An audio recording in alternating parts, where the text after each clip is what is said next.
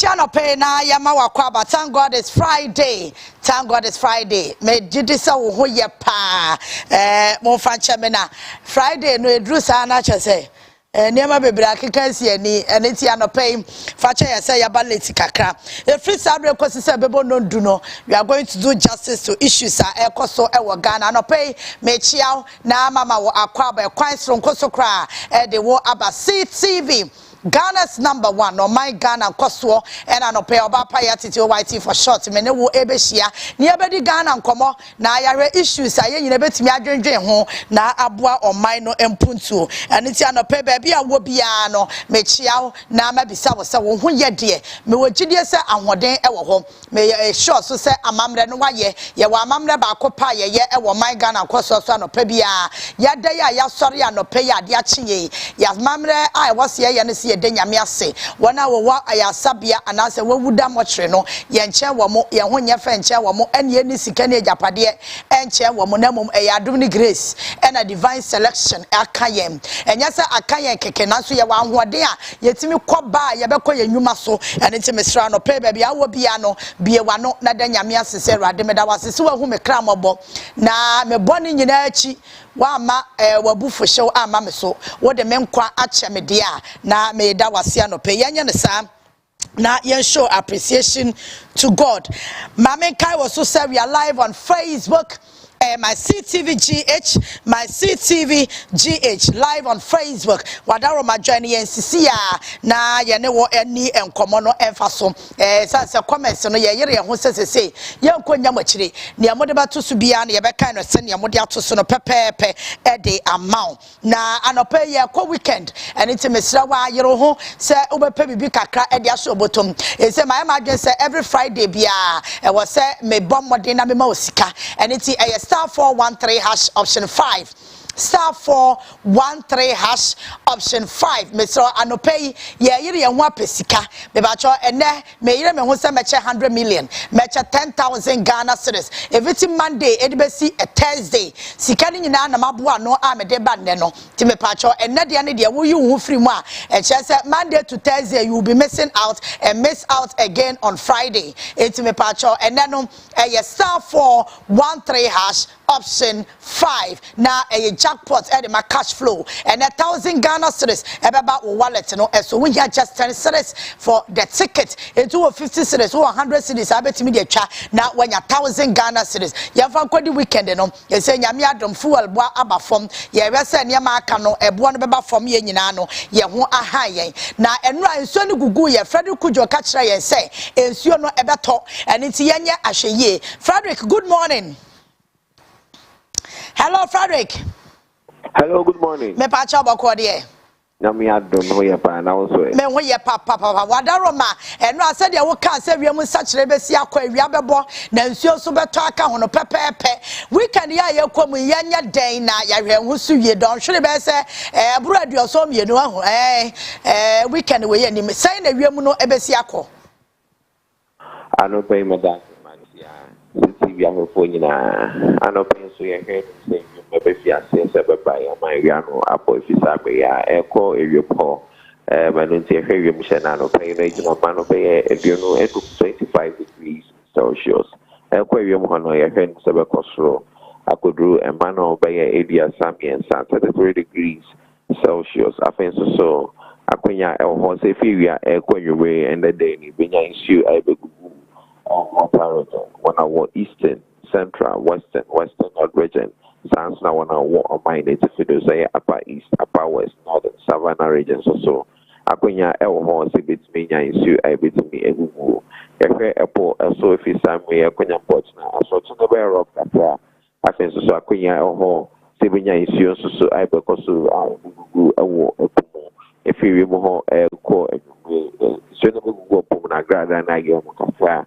The woman in the na 5-1 so my again no down so eko info na the day no so ye hwenim say wiem ebetimi ayekusu e won kan mante akonya biem esan e ho so betimi yan isu kakra ay betimi egugu mia kakra a e wo kan mante benenti yes kan yan won kan mante so e be sha no enso sa ekonya me pa ochna and ɛda kwesi ada no nyinaa ne hwɛ nim sɛ ewia no ana bɛkɔ so abɔ mmerɛ dodoɔ paa na mmom efi ewia ɛkɔ anwummerɛ mu titiri no ɛda kwesi ada no yɛhwɛ anim sɛ bɛnya nsuo nso ebetumi agugu mmeammea dodoɔ na a ɛwɔ ɔman Ghana mu ankran mantam ɛka ho no nti ɛba yɛdi ndwuma titiri no ɛda kwesi ada no yɛbɛdi ndwuma wɔ abɔnten so any outdoor programs no na yɛayɛ ahoboa ama nsuo a ebetumi agugu sɛ ɛbɛyɛ a ɛnkɔsɛ yɛ programs.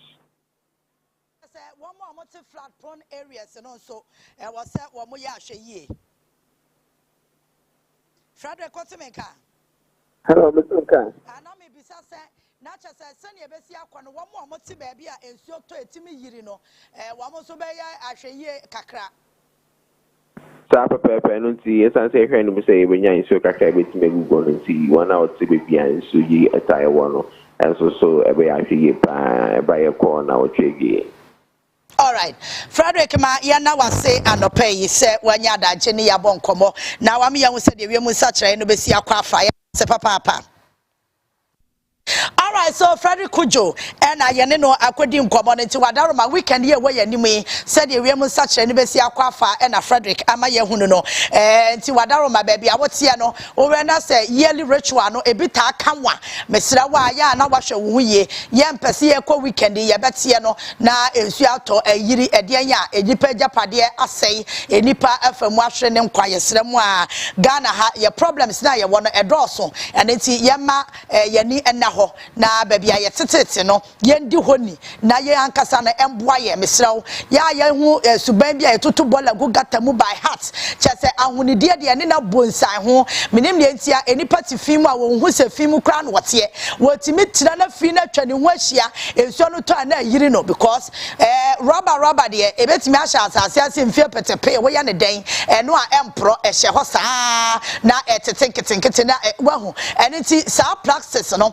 eye kumfudonfo ti yemmo kwan ya ebefa so a yebetimi aya hweye ewo ho Wadaroma live on Facebook my CTV GH na ene kanipe no me sheda nche mebo mode ne mabie phone lines ne ntem se ne be ya ebetimi afa course ne dodo Monday to Thursday no ya na eye limited nti yentimi emfa phone course no bebre enti ene metwa me kasa ne so kakra na ma fa phone in no dodo se be ya ensem no se bi kra Monday de na opasa wo kan wasem a ene obetimi aka eye Tuesday na Wednesday ana eno Thursday de ya ye kan ye e de fa demolition ene a land commission ne we surveyors ne konfo asisi edan asi nsuo kwamu a eno so betimi aka ho asem ene ti Wadaroma ene campaign segment no ye betwa so ntem na won so watimi abam na mo Facebook comments no so mayire me ho na makenka ne nyina e de ama ti Wadaroma fa comment ene beto live streaming no ase said abecho no pepepe ne makan na ye nyina yatimi akoye nyiminu mienu e na ye show no ye nyina ye Ghana fo obia wose otimi ekire na dwen ene ti Wadaroma ye hwe na campaign segment no ye mfa ento awoso.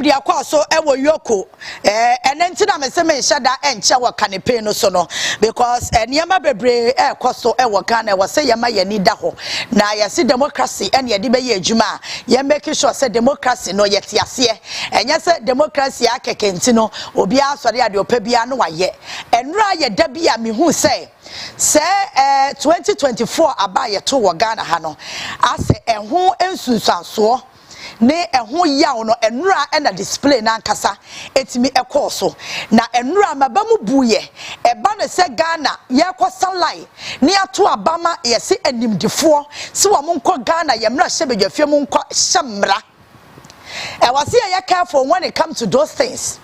The last time na make say e was nka Ghana ha kra ye sha ase say e wo ye mra ni mo bati ye mfa nya adwuma e was nka ye sha ase say wo bia wo pesa wo stand for elections no wo ba kwani ahwe wa adwemu say wa adwemu bibia ye correct enye obi a wa woro ne ho nko na say be na adwemu enkoyi o sa wo obi a wa adwemu nnu a wo adwemu yade wo low IQ wo so kra wo mental issue kakra.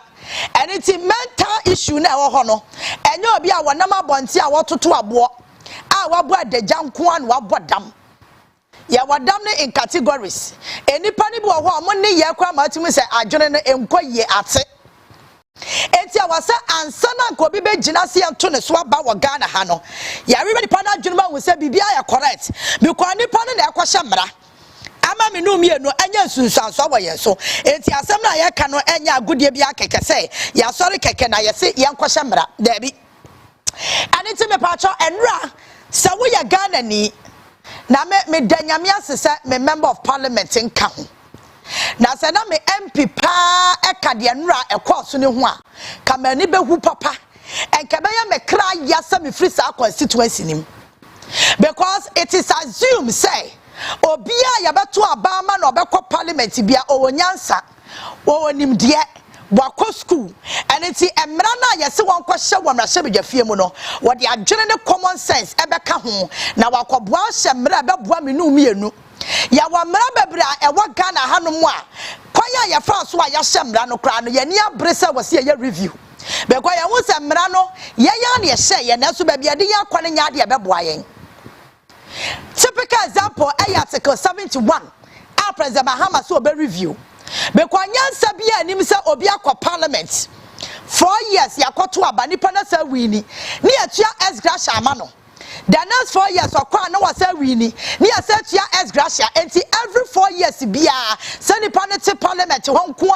ade ana wo kofie ye betua ye tua S gracia sa wo kwaka na mra sebidafo ni kirekirem enda ye katua akika kikamu na ade na ye nkabo ne afantu am kapreko weye mra ya kase ya hye wo Ghana ha hayen yesi kasama ye nwani nyina no sika huru bia ye tuatua because wo parliament wo call 4 years wa wini wasa akobiem wasa akọ ade na wasa ye tua S gracia now e wasa ye tua S gracia time a wa lose elections a wo nkobiem and now retire from parliament ni ye tua S gracia now Samra we ya na ye share yes every 4 years obi akọ parliament bia na betua S gracia man ba ye hu say nyansa bia nim te wose asisem anything crofo ya suma wom wo parliament no e wose ye hu say e ya crofo a embra wom kwhye no enya de abekekere ye mene na mom e ya de abebo ye ho ban e ya de abebo man puntuo enura a whole members of parliament akwa tena form te second dagatifo a wom di agro won futrom ase enkura ketwa omo bonkuro e wa abonten members of parliament Ghana for asalai akoto abama wo mo anim defo ayesu se wo mo ye category bia ye de honorable attach wo mo din. You see how the honorable, the so-called honorable people omo behave. These are your members of parliament, the so-called honorable. And now me read video this and I'm like now enkofo went to one more drain. And now I'm not done playing your home, and we are going back to parliament. I'm going to take a decision. Now, parliament, you know, what the end of that? What the end of that parliament? What in a yana so woman do a jury? What we are watching Chim Crawfonsa and what's about parliament now be one cadia ope. I know don't premier and I don't cast some of your papada. We shall we abono. We shall we are say. We shall we are say. As a papa be anywhere not don't pray. What can we say? And more members of parliament amatu abama almost say omu Ghana mrase bedwafie mu nkwahye mrano. Yase yachi obia Yesusu say wabo oman ne kro no wadi oman na wu enya so oman ne kwa o ezem bank etini ba bia adwene a eboa Africa na say eboa bibrem say ye betimi enya sika dia ye mpuntuo no wo mo so kra ewo issue ewo huntumi hunti no ye okofo a ye nsem no mu hwehwemu a members of parliament na Ghana fo binom asalai anadwo da suom ni ahomache agina wiem atu abama omo no wo mo behavior I say enkwada wo mo tim futuro bo mo dim wo mo bonkuro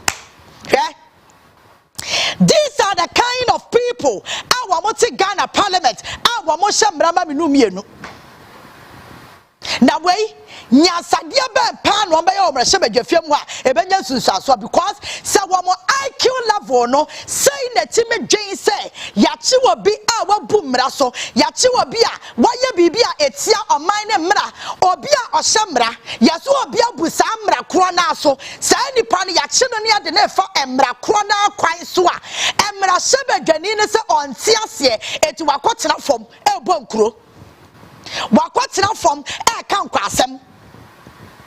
You see, move for Sunipa, my yaka, the any quansa yaka. You wait, more, and penny form, penny toto, and to say, ah, ya sala ya to a bamamo. Look at their behavior. Look at them. And now, me rock who you say, and the Omaya ya see ya chichireno. Say na ya chichireno. No amudi kaya sem jofo nhia mu ansa no mukobom kuro no ensam amukaya ansa no mukotira sam futuro no mu no wo dia ma me bobi na tie wayi afanya market meba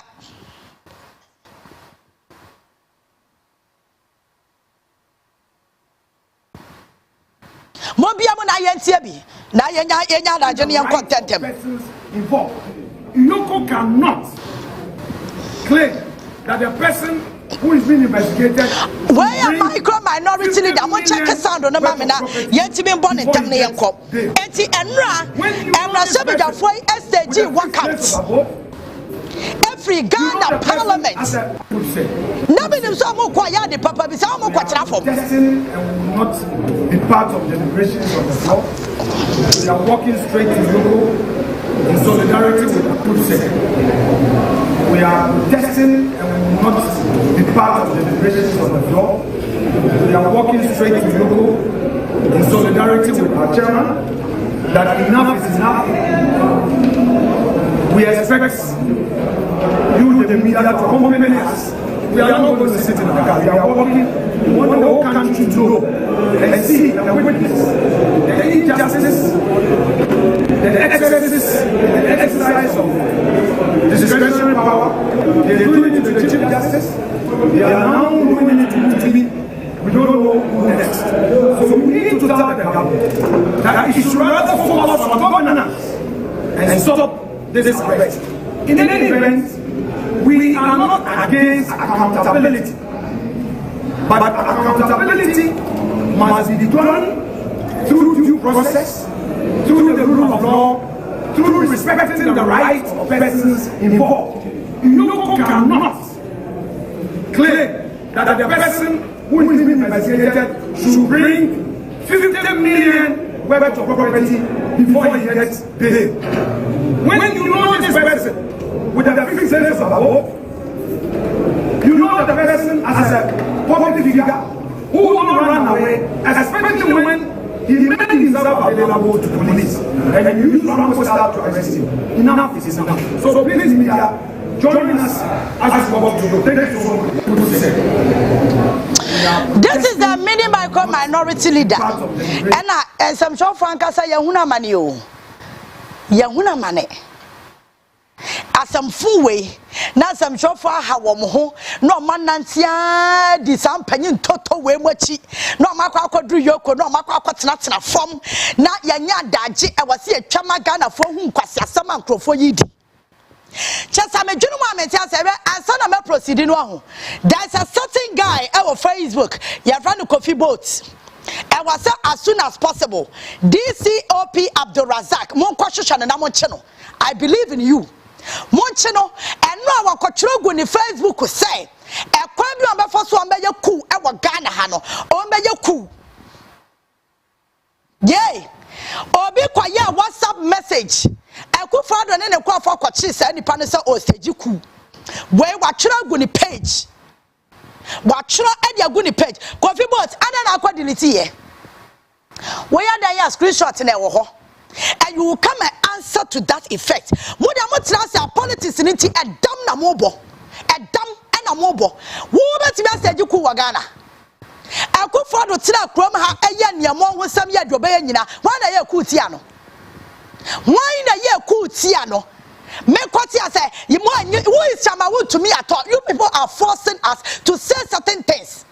Move for so you become more shy before. Chamawood to me, or any church at Chichikata. Oya nipa onu kura no oyenipa church achichi kata ah would to me oyenipa church Victor Solomon wa mo sa akofo ya ede na wo mutirim den na o ma adwem. How do you people think? How do you see yourself? And you see, just me person me this uncle for two category bi mo but me nya category kwa me do betu. Because the one mo dwen, wo mo ne ye ne ekwan mo just o mo so ba nyina asa nipa bi adwene da ne tirim. Mo ne ya no enye se bi amadwe kira mo se bi amo ye nipa na asa mo ni asa che wo bia o. It is exposing the ignorance, the illiteracy and how you people have weak mind. Mo adwene mo ha. Na me can you ko agrant teacher ma won to me bail. Samuwa nya safo and am what common sense. You work towards a bail. You don't go and sit on the ground like KG4 a omo di agro won foot and na kran kra wo ma jai from tena. Ana from na mo ko tena ye no. Na afosu Raymond acha say omo nyai won to me anasere. And I know also this OP Abdulrazak send national security for mu yomuhwehwe mu no na kwama ja would to me ana. You people are a bunch of jokers. Mu ye dede wo kwam ha too much. Mu tuatua ya so mu ye nipa be. Hey, is it the first time I'm losing elections? And now I say mu ya madesa on mine no mafani no mu.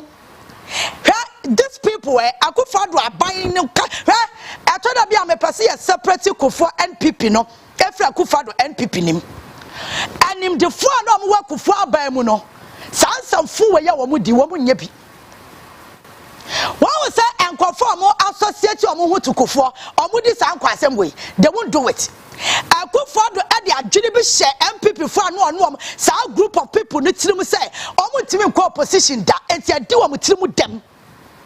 Because they thought to say they have control of electoral commission because of J Mensa and the Botswana Sari. They control the judicial system because of Osuno Mane. Get to talk no. Eti answer on the problem to what say there's no way you people we are going to lose the elections. Eti ama woman jinimuno as a son or amon tiasie omo be so men jia to me say omo lose elections. Now and More kasano you don't have conscience. Some more conscience and a more buoni and dear magana for can pass some way mudin kamojai. A dear mudi ya Ghana for binum me persama yano political because obia mommy more treating what Ghana habiano or ya Ghana ni and no munim so be a Ghana ni no anya political party binipa mebwa. And now more person much like say, would to me a Ghana ni a chain, and this if one more treaty womo, and this if one more question be and I, and now womunya access to lawyers, womunya access to their family members, no, men person everybody. Or no time I want to me any patch or mebwa or any patch or and ma what she womo, me no be a craft and example. May they now call your honorable now call your example or bad tanya all bam ne banefo and Pasasama Mujina so chino and it's our register to a no spelling mistake and we dinimu. Because how I could say to her or no control a Caswan in important to do no pay no what command the order from above near Dim Pasasam and near to trust some Amuya or Kromha. We contain you people for 8 solid years. Less than 5 months, you are all over the place, and it's like you are no my name as a muhochramo. Eh? Cha, sa coffee boat to know. CID, more question, Namon channel. Because we could in come on WhatsApp so. Now, WhatsApp no cry at me Tracy Quachi one more. When you pursue your Facebook panyan. You think you people muye nipa chen will be wa Ghana ha. Muye nyansafo a kamo kono 50 million Ghana cedis no. Na mo de bill condition na ko. Na mo ya mema. Eno ade a mo ya ya na me hu se no ma wan mo nya mema. Mo sa kra ye cowards mo ya hufo. Mo akasa kwa mo se da entrust chama wuntumi. Ade no mo demonstrate ye no. It speak volume but microphone enti omo kabo obuko ho nyina no mo no pa nyina achi obia ni wo beti menya 50 million surety e dia kwakọ beli chama wuntumi omo wasika no ba omo trust chama wuntumi They don't trust him because they know say or you hunting criminal. Omunim say to trust someone what do krom ha MPP party for now kwasa crab nim say womunim how all of a sudden chama want to be powerful our MPP. MPP for now we no mu di nkoma omunim kwanye fa so all of a sudden no otimi ya powerful our control all the MPP. Omunim. So majority of them don't even have sympathy for Chamawun to me. Where am I? Maybe some question back. Is it Chamawun to me? Kwani yachino. Ana ya friend wo yoko. Ana say be an ayana. Mesrao. Adubu ahen. Yachino mo kwachina form. Ana on your pipini. Sky train victims no ya cheche wo mo no mo kwatena afom ekufra me ya ne see wo no awo give na odi sika no ya che wo mo ko yoko ne bia nan no mo kwatena afom ana Ghana for atore bia ho mama ya dwen no enye straight na and thinking for once. These people they are just attention seekers, distractors, weak-minded people who are just exposing their ignorance. Muya mema na kamukwe yaba chama want to me bail 50 million Ghana cedis with 2 sureties. Mwanti mi akwa ya bail condition ni hwadwuma. Dia ma dwen ni munyansa ka kira mo na sam kwatena from ewon futrom. Na enra a whole member of parliament wejagba we dia mo bebre o. Sa akwa na mato abama no so ya MP no. Na enra sitting member of parliament now read their all ya ne ho. Cha say medwene wa cha say politics ayafo Ghana too much. Politics ayafo say politics no uwo sika eno ano no. If you have the money you are there. Yenya ne ama ho kwan yo. Yenya Ghana for ne ye ama ho kwan. Say you hold mpanyimfo no accountable say your responsibility and some me we be create avenue ama me na manya adwuma yes be ya menya liability me masra wo sika enya dia sa agere we betimi aye MP ne ye ne suba ne de wo ye ne ho no unqualified to be a member of parliament. In fact assemblyman kra no me ya sure so man bia ye serious assemblyman kra no ka be dwene ho mienu but wo ye MP wajagbawe mwanyo obi anto aba ma ne se we mwanwe radio aya ne ho chese as a street boy bia oni djuma bia dia ya bo ne pa se onkojimi no akwajira ho na nkwasasam nko a he is the same person to microphone for parliament first time MP okwa ya no ne mentor ya no dompre eti dia no dompre ya bia no ye bi another break kata bubom no aka nkonwa ka ho or to microphone no to speakers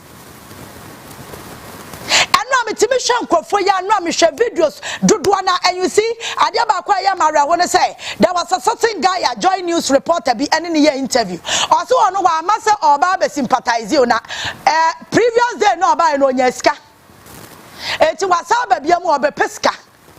You see, akwafo abeso omo ya akromfo obi a ya che na mo se munya beli manipa no mutimi nya sika etugu nkrofo so bel ne dia mo se munya na enra ena ya ton ya nyina kra se sika we na wonim sika wataba hutumi ho eticha ma hutumi no oti radio CTV no so ne cubicle no no ye good table so say ya kaso obi wo sika enya cash eye gold no our gold time and I want to me yes anema no mo aka kire ne say oti wa man mu no nte nwuram oti environment ani pa na tim onte jungle bi mo ne niama no aye nyina no aye ne niama te say obi oti nwura bi mo ne emmoa ne te wo ammoa no obi ani o cha say obi ani say obi antimi nya hwe enti na dwene na wo ne tirim no enya nipa dwene no de dwen time I know this answer phone no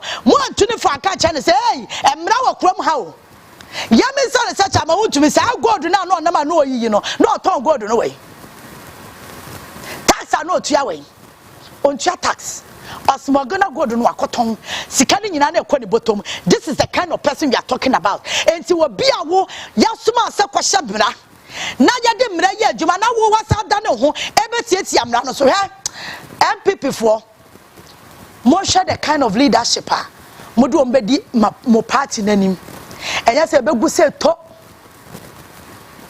hwe wey kura ma mo hu say party ne ye discriminative party party a eye yiyimu party a eye sumasi dia ya twe ye ho eye obenti dia ye nie apart from Chief Justice Osoro Maame any chama wontumi why na MPP for abochenku ama no but enya sa akofo amienu so no mo ho aba asem o na bi na wo na ho hudu anya ne ho no me bomb pa say National Service Scandal no investigations re shasia ka afanyoma ka baba betena form to said your mutena form ema wontumi no sha Ghana for ade bi wo ho no ma let's call a spade a spade. These people are newsers sa akofo we omo ye newsers people chase omo hu so omo ye nipa chen wo bi chamba wontumi ye nipa chen wo bi meboa o nipa chen wo bi okroma obro mra so ti MPP fa dwen ye wo mo say sa nipa ne de ne se eche no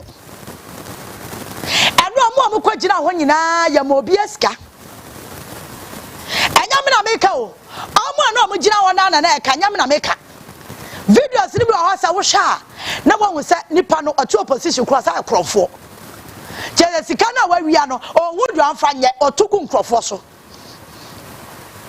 enti obi a o twam bia utimi gira honko ade a wada ne by force sympathizer to wuntumi ni amaska ya man krofoska se ne be yo mbeba be gina ho abochenku Ghana for hwe ade ankrofo we ye wo krom ha 8 years aye containing wo mo no they should be the last people to even say fe mo parliament mo pa mo nya ko 88 na mo for me ko nkura nye yi mo dwa yasumu no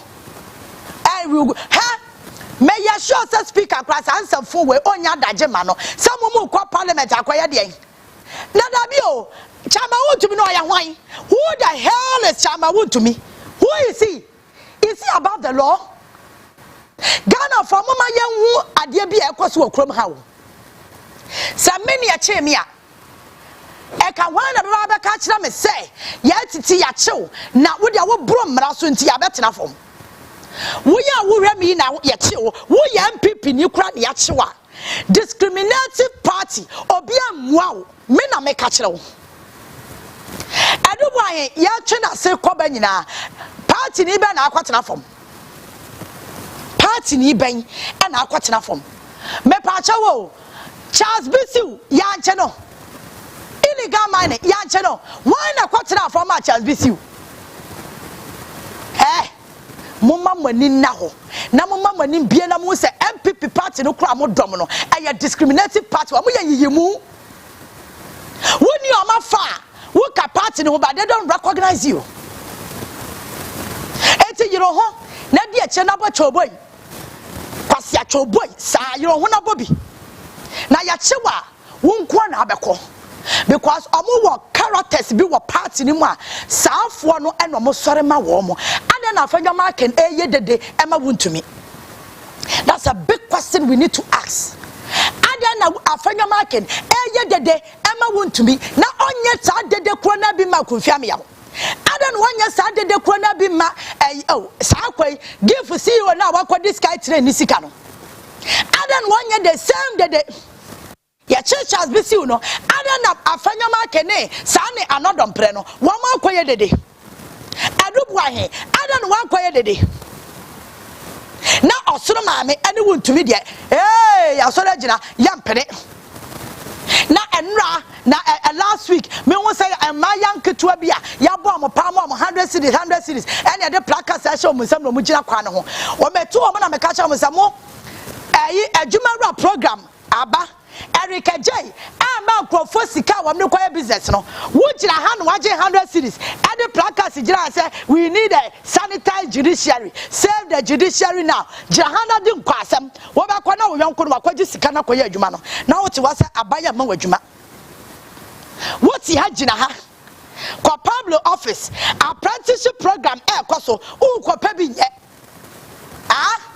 ukwa pebi nye kwa honorable Eriko Poku office agree students ayebe form adwuma obi submitting the forms nkofo nya bre no ukwa pebi dwuma ni bi nya ho wodi sa akromfo we yachi no mo sika na egu amodem no omama obi adi Omama obiadi enra emaba tiri bia me hu wo mo na me bisa me ho se enti ema ya adwuma be no mo ye obekom nipa no nya adwuma bia hwa sa we idler ade hunu bia wodi akire get yourself busy get something for yourself wan kasa wo hu no pe bibi ma ho mo amukwa gina ho ni nyina no bisa wo ho se ya chiu sisi asa afanya make woni mu a ya choose si asa no don pre onimwa obeka mudi samfu we na this one Peter tayonu ankasa no ho o ni pase samfu we yam kwadi wo mi a kabachim nyina na ya chemu a ya no akofra afanya make so onimwa onim wo nipa ban pa wo ye ba wa be gina ho na wo ye dede because ya chewu ntumi ada na mo hunyansa bisa afanya ma kense inse so bakwa kwatena from second dagati ni awodi agro wo futrom no kwana ko organize bell surety no na mo famra sanyansa we nipa da sani a wa rise a wose oye lawyer onim sanyansa no atam nkrofo maame ene wo mo papa nkrofo kunum na me kunu pa wo ka ho kodi nkwase asem we na ba fi ankade ameyo sa esa fuwe bema power wari awo yire awo ma na kodi nkwasem se kwatena fom ade aga chicha ma wuntumi ka ba fi ama 3 days me wa aduane ni kwa ma wo so didi a wo fa aduane ne nyahwe hey me papa ne e na wo kasa ade we hu a wo bedu fi anka sem a ba bisa no wo da wo so da ye da wo da wo so da ye da shankofo a o ma chacha ma wuntumi hu ahia se correct one dey wo mo e correct any aton ya nyina kra ya nya 50 million nti wo gina ho no wonim se oni 50 million okwatira TV no so ano odi nsamfo ekeka ne boso asem chama wutumi kasa ne boso te se Ghana ye ne maame ne papa dia te se Ghana no ne bona fide property otira ne TV no so a ensamfo bia opa bia no aka na sa ensamfo na no akeka wo ne TV no so no TV station mi akasa mra no komkotum because radio go to cry now in existence for years omoba ye no just a vindictiveness inti ya to radio go dum ya tum mo ya ndc fo nti ya tum. The mindset of these people is all about them and them alone. Wonu kwa woni omonam no onka ho eni pa twa yi chama wutumi wahia o mo krem so mo ye lawyer fo a wo mutimi kra nko court dem enko ya argument obi o so ya lawyer nko court dem nko ya argument ana na sa afo no mo di na chi nyina no wo mama ayoko ho ana no mama ho. You see ya build on mayo ya me ya concept o e was a Ghana for ya ho toye enye concepts makacho sa wo ya Ghana ni a you will political space in to form na baby a programs bi kwaso a wo benya adwuma ye no kwana kopa bi ye wo adwuma di a unkodi akromfo achi wo adwuma di a unkodi nkofo mo bom manyachi chama wutumi onyo bia me o power kra me ka chane so onyo bia no akwatire opposition owo power na no osusu se o man ni ye ne de ehye bottom. Because president na mu an otia konwa so samre no any PR oya boy no boy ade ma wuntumi enti na wuntumi adwen ya ne se Ghana ye ne dia me say se nya atwom ana nya yiyimu a mo me sa afanya ma ken say wuntumi ne first NPP person ya che no ade no de oya match pass ma no o ma ka no de o mo ye hefo wo join party party no edru ahoyehia mu a o muntimi magina wachi e obi dia ye kogina na chi a e wo so tu hofo e wo sa party no ho me say wo join a certain political party now you be a trend na ekono na say e obi a ye sorry e obi a ye sorry a tu hofo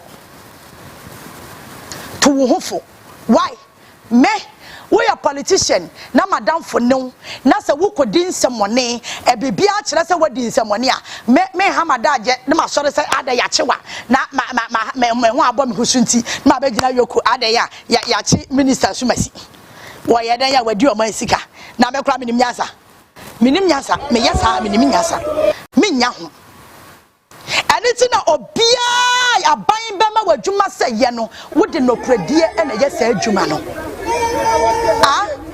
etu a wasa wutua ade bia wasa wode tutu na kwamu no you are accountable to the people of Ghana.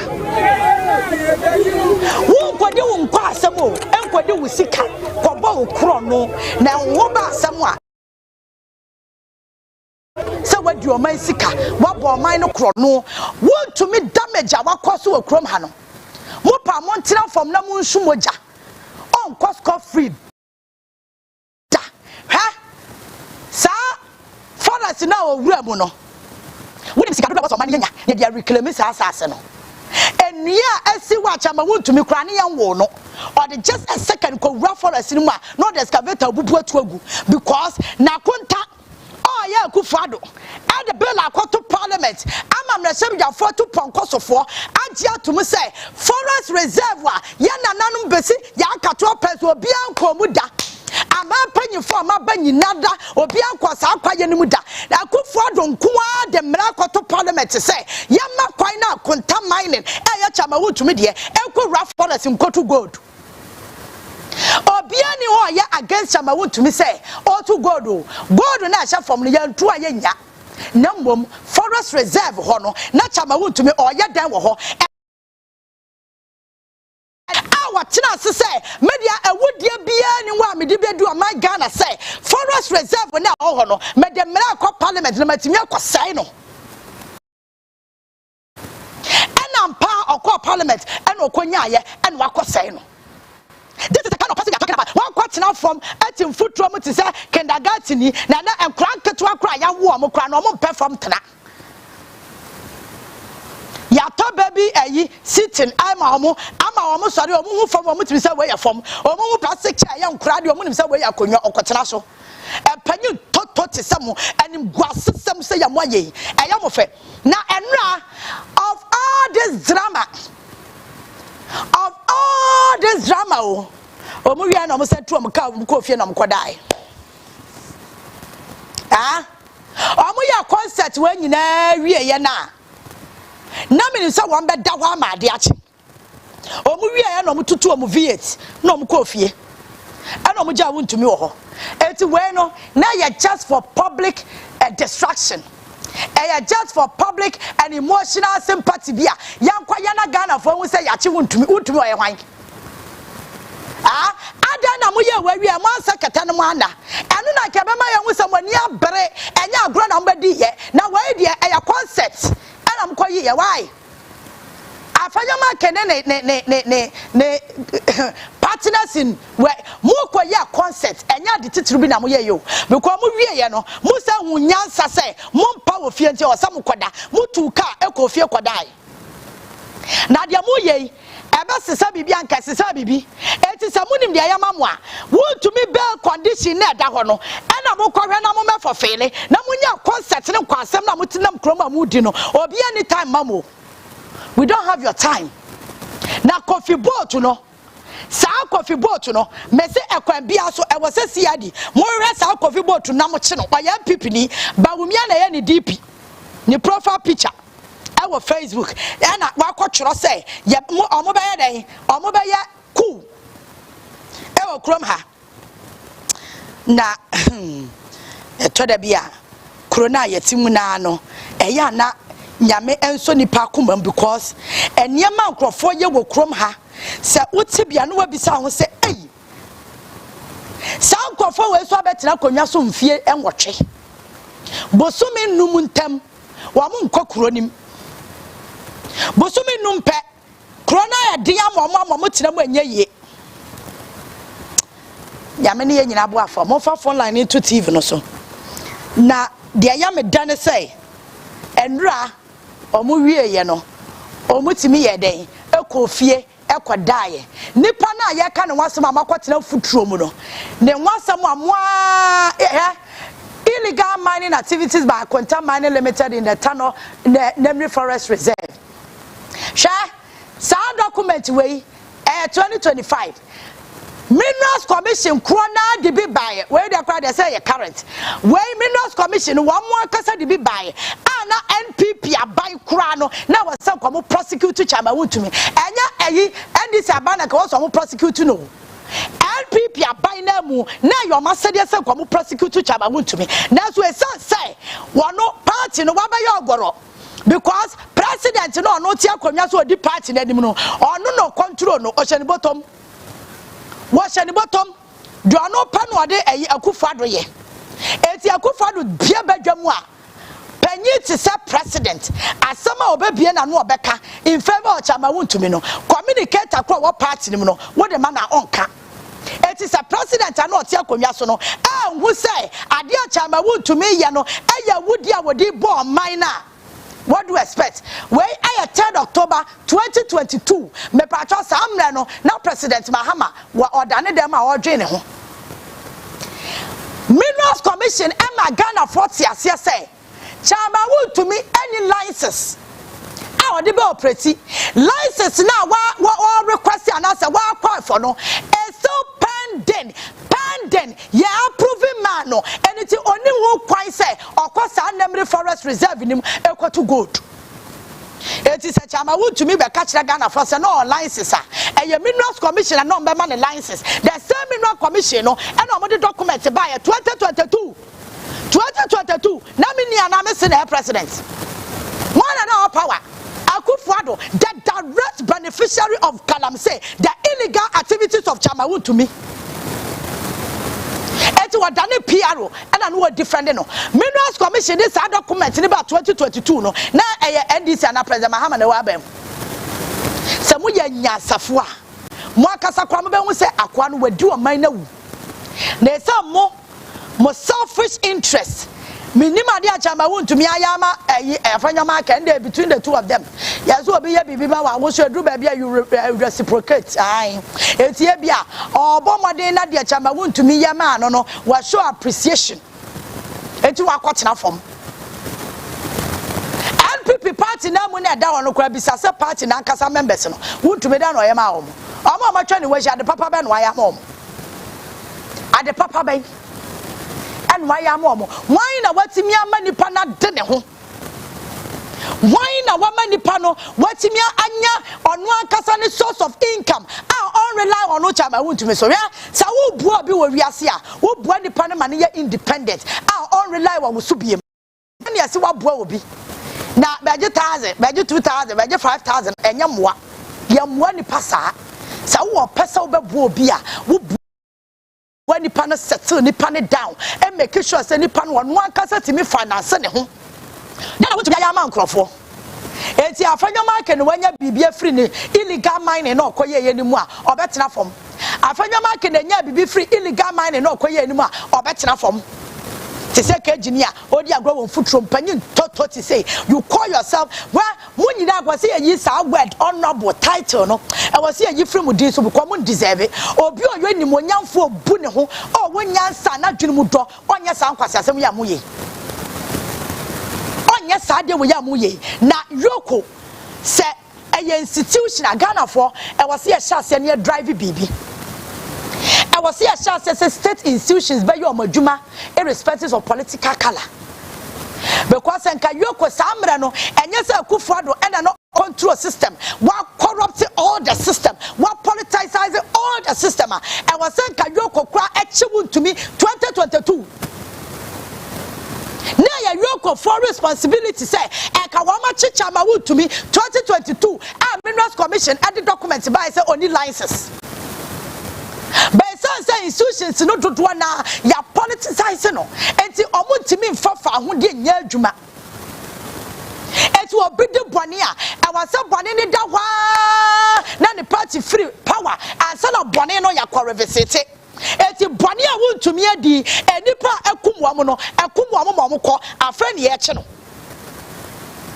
Wamu amukwanu munsu a wode cyanide ne makrugu mu a wama wuwo wama nyinya kidney failure wama nya cancer wama nya holy heart enkura ya wo wama nya deformities sa ankwala na omo te ho wama bre afeni ya chicha ma wuntumi way back 2022 na oye sa niema no way back MPP ba power no oye sa niema no won say institution ne de wo mo hunti no they couldn't deal with chama wuntumi.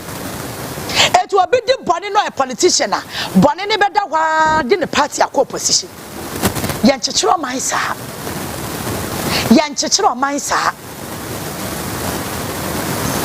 Uwa Jumedia, Kowa Jumam. Wuni Jumedia, and I may assure say bell condition womunya.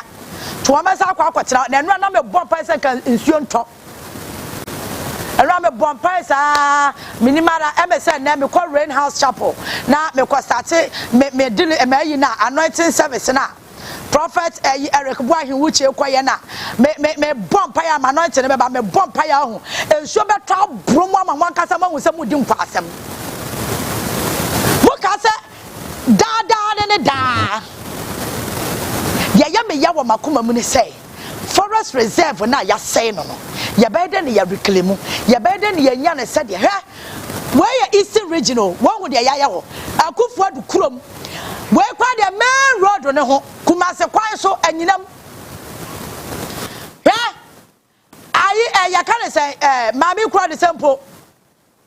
Former Deputy Finance Minister Abena Bibi Mirana Revenue, the same crop for no Medisa Monesana, or Muya Bufa, who Kai Womudi.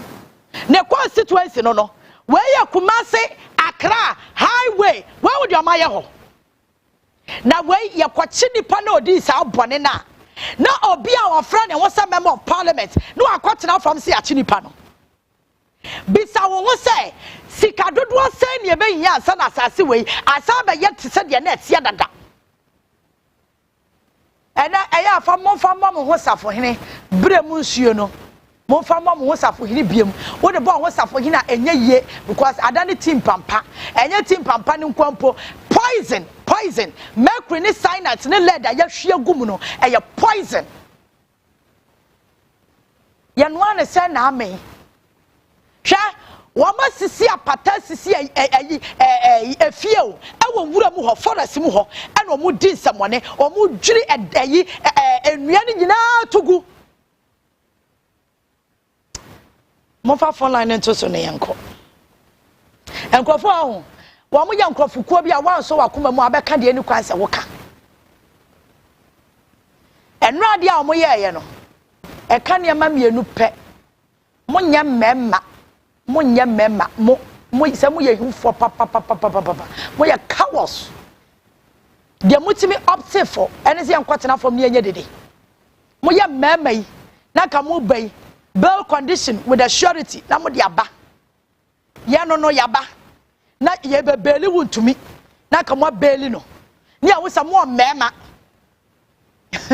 ma kwatena form and I'm not from watching until you meet the bail condition wuntumi is going nowhere opa on fake yare ha ye won crofobia me bomb pa ye on wuda o kan oforiata on wu obeba Ghana ha I would yes, Uncle for where you dear. Shana and no point of me who say, Sir, a national scholarship secretariat. No more dino, Essie baby, a cathedral, I'm an annual. Anna, a kufado, any kind of foretta kabomu, and no juris are then in to go and scholarship secretariat. One more cost education service of 4 dine, 5-bedroom rooms to be and no musham.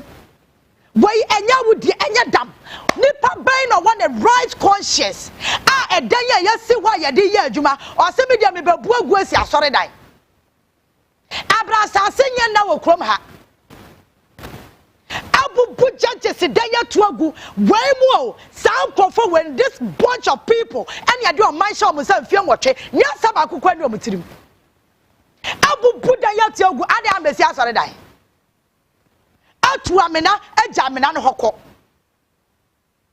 eti churches ne dan na ye do man sika esi ya na edan no ni be 4 years or 3 years ye dwere dan na gu atu amena wo ho ene de chance atwa ho ahia na yakotena fie na wa mebufu a wo say ade tina me buafu me kwa me sori na me ye adwuma me sori ahemache ye te me tax na akwa GRA ansa na makatu akwa beto my account mu no na tax na ekodeda na ni product ani bi ono ye de sa tax ne ma ne so on manage no wase me nyansa ne say wo tax na wa ye adwuma bra watu ya ma me no ye de bia se judge se dan ma buagu ma tu amena ma ja hokọ na wo say nipa we se me hia wade na me nye wo me masama ni fifre aye adwuma atua tax ama oman se yemfa nye oman yie no me kasa me puso because me tua tax me adwuma me ye me sori ahemachi a me koba no me tua tax ana me nya ban adwuma o me ye private employee enti nya ban na tua me ka ni ade sa sika na makwabrane a yesusu sa adwene danitirim fa sika ne kwa ye adwuma ase me de akobubu dan ya ye de sa sika ne biasi me de atu amena me wi an makotena fie a wo pese me pawasem wo pese me sere kirew on what grounds tell me on what grounds and I pese me pawasem wo ngo ba ya mabufu throughout because what say on mine sika asay ya daje sa dan na wudwiri gu ya ya san bo kade judges go to hotel ana ya tua hotel bills no bisa me say nyansani ban private company owner ban ana ba ya sa de ya kufu ado ne kanofore ata ene bawumia eyeye meka wo so didi natam na de ono ye no enche wudie eti amena ye dawo ya de nchese atwa mo ahie ya yakotena fie nyansa ben pa ne wom yes abain the womb me ya sure said that can offer out abekwa yoko de me ha say we omo tena from one enti me say we do omo ba omo de pickers ni sofi beba no mo tututu amena no mo da amena nim na chese no aye extraordinary ya chicken offer ata ti ye nti ase ye betutu amena ye betutu yoko ho nyina muti ye se nipa no e president no won tese akufuado na most of the time no kaka yeku kaka wo krom ha se oka de akoso wo edwoso development a NKOSUO kaka wu ye a emrantie ye so mo ye demonstration mo suma police fo ne sojafo ekotututuo ye kunkum binom ade nso ohie gu nkrofo so yati ha ya na nkranza eya na branch ne kura me refi ne din yase wakwa yi post fa so tere se am robbers wote wonu ma na post ni na wono kam robbers ne ho no ya ba be che sa branch no ya de na kwa sel akuno ebe si sa bre ne ma me ne papa kura hwehwe akola na mu wo mu ho ba bia post fa ndi furu na akoto we nyina esiye under the watch of a certain person called Akufuado and wo person me hu sa nipa na me sere e de kire no nipa de meme tax say why are Palugu dam oma siawie yakwaya eyanwuram wo se sa nipa no me hu na me fe me say na me fa kire no sama bodam nti meme tax ya de ama kwabrane so mfa koya adwuma wa se adwuma me metimi de aye ne say me tutu amena na e wona da na swimming pool me wi ana makoda wo se me hu sa nipa na me nsere ya me fa nyina bɔ ne nkyeye se ye ka no kra for once ye be hu se nkrofo o madu oman na wu se ye ka no kra na nyanya atwom enanya politics ne ye wo krom ha ye be hu se nkrofo we oman ha oman ne de yakoya chi pa ya me hu ye nyina amabo o se me ka good morning ya yes sir ya ji thanks ya me adom pacho na so e o mo ho ya pa pacho ma meti ma bo fidie ka fidie ma men chia me fere cha me so ampofo doctor baby obi a me chia o tufo nyankopɔ ombo ho bai emai ya ji o my Ghana ya se sabi o school na ya na ye kono ye nyamfa so wo so obenye nimidifo a omuye MPs a ya to aba ma wo mo na se de o kanu o makwetena fom se ya ti obi o wa Ghana sika wadi Ghana bro enti ba edie no mfa so be no banya fi o man nimu na sabi yeso so no ma sabi nyensa bi anim yenkwa yanim yendine baby e yegina edie na kwaso o ma we nimu na MPs makwetena fom te sabi enkwala mu bankuro sabi na wo so wo sare a wudi echi sa wo kwa kwagino na ya moska answer na ebe ma ejuma na eba no oman ni mu nkwa ni mu nkwa ejuma na oman ni yede enko nanim na wo so da ase oman ni yede endiye ya dimi da ase me so me da ase papa meka comments ni bi ema de wo Facebook no na yetimi akwa ni motimi ka good morning. Hello. Bacho, good morning. Hello, morning. Bacho bako, mami tio. Aha. Bacho program basem contribution. Me bacho mami tio. Aha. Me present bi se katuda no na huamre na wodo. Brabi. Hello. Me say. Katuda na o miski no. Aso fana no me daron. Oso mo bere. Aso fana mo da katuda na no. Sa aso fana katuda na no. Aha. Me say. Sa aso fana mo da katuda na no. Aha, o ma dey. Aha. 2016 ina Pentecost chairman opoko yina na me ko afovin ko opoko yina ba kete ansa na wo be fi so be preach for politics won so ko mo no opoko yina wo office no man fan na wa mo wa den we preach na papa no politics na all years ata me na because what person what didn't what should no okwa cathedral no so no go man ka in terms of time, so be baby preach. Some go and I didn't call the preacher. Papa to me catch and answer the preacher for politics. So go no headquarters, so show and son. Wamwaka where preach for them. Like I said, no, you know what I think. Papa was so much to do. Yami who ya mabo. What's what you do, Papa Ame? What's what you do, Papa? Yang chum, Papa yang chum. No, we know. Medase. You won't come home. Fatia Med say Anope Obaapa Yaa more fire. This MP sitting on the floor doesn't have sympathy for their constituency. Me say me I am the same MP nka ho na me MP ka ho. Good morning. Hello. Low TV de babe. Mesra ofra na wa low TV na mame na yetimi ate won ka me pa good morning. Good morning, Obaya. Yes, sir. Now, what to sing? Yami Adam, Pacho, and I swear. Yami Adam, mention who ye. Obaya. Yes, sir. I send back could be here, me pa. I mean, you. I'm a person, no come once them. Cathedral no more see a sea hono. Yes, see you, I'm an year too. Would they year 2 I'm not any Obaya, send be here, me papa. Okay. Gun and penny for who here, ye dormo. There be a president faho. But who are there be wa power no must be a hono. And you are up to a top. That you na erase. Can you maya a wohui? A baba said that crope. Bako even block a yina de asha hokrano. Ansha e be at the abba. What is the road no? Said the omu SCIS anima we. Until with immediate defect, I was said by now. And a player me no kase ya start playing. I was all man about down. Now Ghana concerned people. Okay. It me sro uye mini abapa me no wakasa one day pebi but saa asem no e yade ehia me ene de ma na wo ho no na me nya kura na nka saa ho no motu e de esi ho no enne ya omon kata so omon kata me na so omon sia me na no kura no mo ju ho because judges ene nipa mpani fo ni na e ho anomnam Mate me da. Me fa kura na me ko 37 me fa 37 na me ko akra me du ho na me raho enti me sro masemu nyina no omon kata me na no so na saa dade no omunyi mra fam na ankoku obi amagana ya ma me ka se Ghana fo no Mr. Medase. Mr. Medase, Papa, Kwakusto, or say more fire. Well finished innovation, or say I miss this lady, Mr. Mafio Papa, Kwakusto, or say Yoja Paul, Ahmedozi, or say good morning.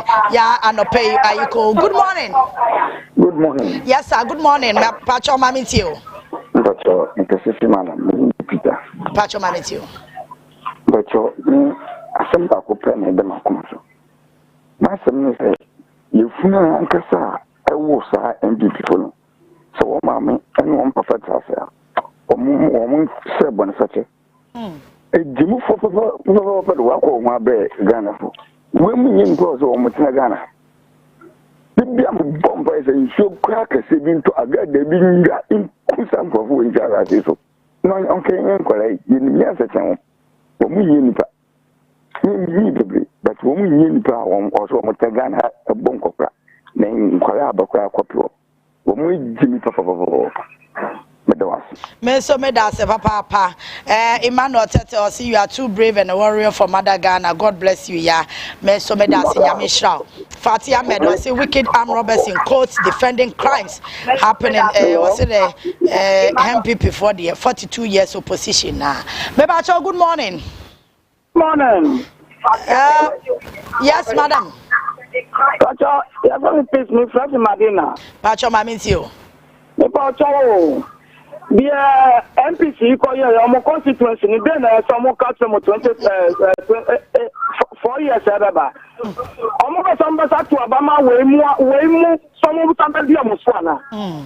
She told him, Papa, every one, no one, ya Chama, almost one call your ball, almost one call your school, almost one call your baby mamma, almost call her, and think call from here, a young Modana. Because we are all involved. We are involved. We are all involved. Now, some chairman now. Because I'm okay. Mate. Black for library and collaborate, but not penny for woman, penny or traffic. I feel what I didn't mean come. I feel now, mammy penny. I was a grandmother about to see call our fish. Mammy penny or traffic. Now, what I can't mean call. Then I'm on night, and I'm going to be 4 years. And now I'm going to me station. So now, nobody did my assembly. I'm not to kill call. No, the custom, Panama Castle. Okay, and I'm only here, Mamma. And I'm going to tell from Yakuba Chamo, MPP for the Casa, Yamama, or your mistake. I think I'm going to tell you about you when I come over. There will be a Medasi. Meso Medasi. South Station, no parliament. Ubetia now we are a group of people because nyas assembly no one beka was CTV no so enti enkotie ma wakoma nya wo ya why me pacho. Good morning. Good morning. Yes sir. Tell me chema drink akra acho ma mentio me be say judges dan na mu ye na bi ben na MPP aba na mu wo ko bu judges dan ni atimota forest e wo ho o metinye esi sa dan na esi National Cathedral is so almost just one among judges that are Mukotuyakama, Mukot High Hotel. I think that's a no. National Cathedral, Court. Let's tell you, Medase Papa. Mohammed Awa Losman or say the greatest morning show of the moment, sister. Good morning from Germany. Medase Isaiah Tete or say me show live free Nigeria. Any alata for Yansu Yachiamano pay. Bacho, good morning. Good morning, Honorable Titi. Yes, sir. Me pacho your friend Bright because afraid abosoka. Yeah, Bright Mokodi. Nyame e de na as a week maintain wonka. Ola no emoshi. Emoshi kafra. Yezo na ejuma uye obia Ghana ni bia etio. Na no pa bia so no. Ghana ni bia person ofre na no so eche na aje. Sure. Ejuma uye ni de waji Ghana na aboso. Na nyame NKOSUO enhira oni kofi ona abo kofi suma. Ombo mo ban no enhira mo nka ho. Amen. Mami chia Chairman Joe ewo Ashiama. Amestre say yempenifo ebetimi apevedi edina she. Saa so na erususu any honorable Joshua Amidu Akamba yebesre say on bepe baby na omudi omo baby ama omo na omo so etimi aboa amaga na akoneni na uhye micro minority we omada na omo nkukọ nketenkiti a omo hu de omo yemu se obi a chama wutimi eti kumase na oye de se SS John Dramani mama ebe kumase po a dise ono amane kwan asa na ono atimi aba ene the more 50,000 million say yen insurance a efan belu that micro minority any afenyo markets mo entimi anya sa eska no ana any side Japade na ombetimi provide na you free star yoko honum o si mo akoko tina form o say Mr. IGP why first to omudodo o say ebimu na omu block police car ni ade yeah na say this so she egu omu so didn't wo man we mu and this ye demonstration e wo man we mu say the way omu this so say egu Ghana for so e blue Ghana for when you no fu e wo man we mu IGP ye fesre and let be on member obi no man so say egu omu na omu mo kono enya mo because MPP for enya ni panche Ghana ni biawo yen jai e mamu sai o man Ghana MPP for o man Ghana ye Ghana for ehu cheno mo papa excellence John Dramani mama wa ba na nse ya oye e na o man ya o ma dwe se o mo man excellence John Dramani mama embu o man no nti o mbefa konye bia so aye nema bia ense fata the best security agency ni say o mo ma o mo mi so because MPP for omuni ajimpa e di mo man Ghana me da se me chia no abo abolo me so me da se Kennedy Gadago or say my sister nyame enhira mo ye hwe mo live Dasmani Razak was good morning Mawule with you was I really love your show than my girlfriend nyame enhira yes sir good morning na pomwe nyame adom pacho na also nyagopo adom ye family amu me kasa wakasoa pacho ma me tio pacho na MPP Friday or we organic. In fact, we try to do one chassis. Mobile, we to meet in the TV station. We did mama, the more threatening mama. Or can you pay the actual? More to me, I'm going to radio station, one in the TV station was a more epicitino. More to me, I'm going to be a mobile on a basu. Mama and guys who kunipa. And a mama and Kojina to me get no. Emma direction say, and you feel any more coachino. Emra. And a friend wound to me. A yemra and I wound to me. Mamma don't know till the baby or energy mouth. Uncle can't you be as a monk what you wound to me. A yemra you could phone as usual on your mum. Maslock phone as usual on your mum. In Janibia Maslock you could Mamma Diana or not Tiana. Baby, Mumma go for the Nushamana. I was to a go. And as a young cantim grana, aeroplane gravity between to Mumma. Young Ghana for Macrae. Ejidi omo ye ni de omo kobo HCC asiji mosi sei afi mosi mama be kwatritem onye na adwen afi mosi efriniso a ko yiso yisi ho onye na adwen ejidi empa na omo hia wo mamu a wo se mama me omo wo na ngazede me bra beni ni be kan ozo muspiro mako fetu am tutugu demonstrations for so bra mama wo position ejimudi ye krokro mu no mombe mu video mu ko ketenkete ya mpa o mu video mama njao mo bia nyo bibi o mu piku aye odu nsaka ni pa ba ko obo etu o metu o man ne bu mo mu search o mu nyina etu o hihye o mu no mu video nti ya me ka se me kan be doso Medasi. Medasi, Papa. Regan Mensa, was sister, you are too good. I like you. Nyamisha won so. Tadi Don was ya. Good morning. Macho was so. Fatia Medeswabaya. It is true. They chop wound to me money some. So they are all singing. We are all involved. Fatima. All right. Good morning. Good morning. Yes, sir. Yeah. Mpacho mede opponent nkasa free Jamestown. Bacho ba mentio. You. Pacho kampesa me bomb ampanyina baso kakra. Ma mentio. His Excellency the President yeda wasipa te say no ma bafom ya tete lole fe no so. Danasi. Na medikito bi so. Mbese ka me bo Excellency national security for na baso. Adwa na mo ye me yeda o masi mkoso anye. Nemu anytime bia omkoya arrest no yes la omko no dudu omko in numbers say ne beya party baby extra so there is this arrest na one mo chinaka ho so mo koya arrest na so mo gya ho dede so mo ma mo ntinipa na ma one mo in numbers so na 88 for na the yenti omo case kura yenti omo case mo dealing with them minaba that's right meso Medase, Crusaders of Change Ghana. Also, good morning, CTV family. Yaje also, and okay, Francis said those MPs sitting in front of Yoko plus who to me are all involved in spoiling our motherland. Arise Ghana. Okay, Fatia Medin, I said this MPP, you've been in opposition for 42 years. Hello, good morning. Good morning, Taya. Yes, sir. Did you have a call here? Yamia, the more my last caller, Pacho Mamintio. Yeah, baby, I mean, because it is a whim. Pacho Mamintio. The whom you have to TV soon, the way to me, papa. In Tokwesi Okoma, almost can't go for I said, oh, Jinemunu, what was you now? Will be our state Ghana assassin. Or state Ghana is you. I was you know, I was enough. Papa. Meso medase papa PK aye krado eniti ene ye be kontem ne akofa godie mu nsem na ye de aba betoa wo so de ya meda ne se enra munyi phone ni mfirim na tuatua maso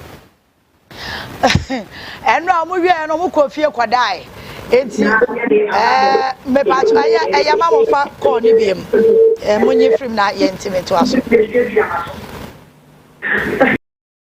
All right, man, PK.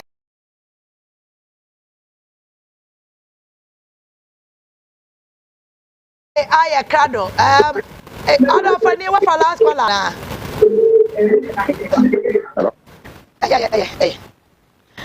My God, now Yane PK Quatwaso. Now you ready kwaso e wa good ye mu nsemu.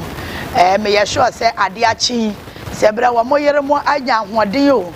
Ye mari ehura mani o. We mo aye tea pa chinkoshi ato so omu bedi breakfast no masa abetiatia makike ma ye nkwase asem watuatua aso e wo krom ha sei e na mokwa ma mo tena fom why mokwa mo nyira nya ka na pampam e na beboa mo munyina mu dura mu viet ni mu fura no magina na pampam se mhunu saa na ye de ti kroni picket say do bibia woko na wo so e Yaka yani. Wouldn't say, Enkophobia or Honomoa, and Yamabua, Eba from a dollar now, as what today on ya.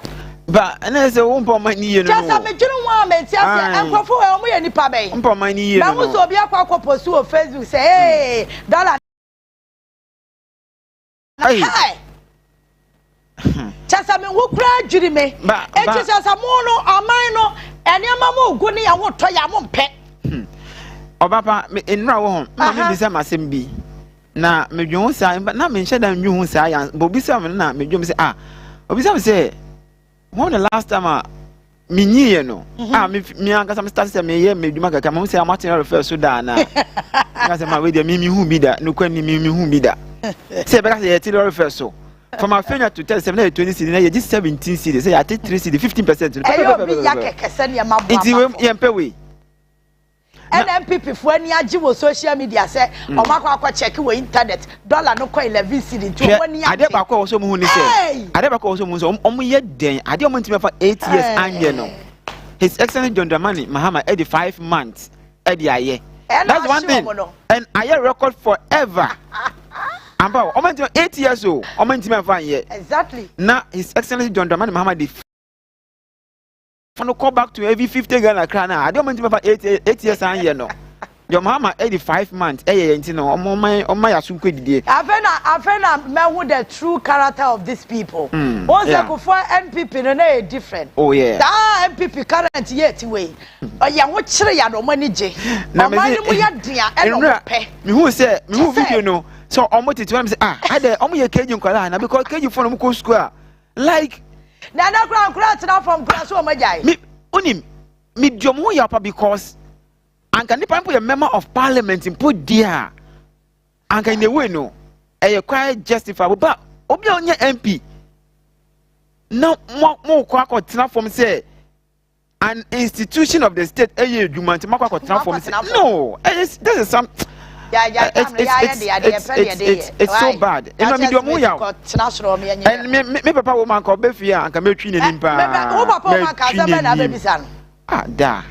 The one they create. Yeah, I buy.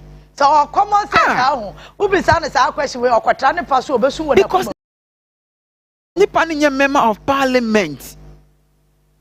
Want to me? Just say, I don't know what to a NDC has the majority to pass any bill. I said, Parliament because still business will go on.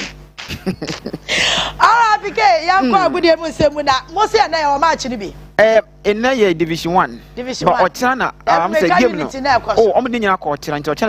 third and finals in okay. It was supposed to be 27th and 28th. Yes, to 31st. Yeah. Okay. And I'm saying, running on my place in very resty. Not Ochana, Bonina. First place between Nigeria and Jamaica, and at third place Ghana and Trinidad and Tobago. Oh my God, I am competent. Where anyway? Yeah. All right. Everything Emerald Song COSUO Sports, the best summer was CTV Ghana. The more you try to say about the seminar, yeah, they are better.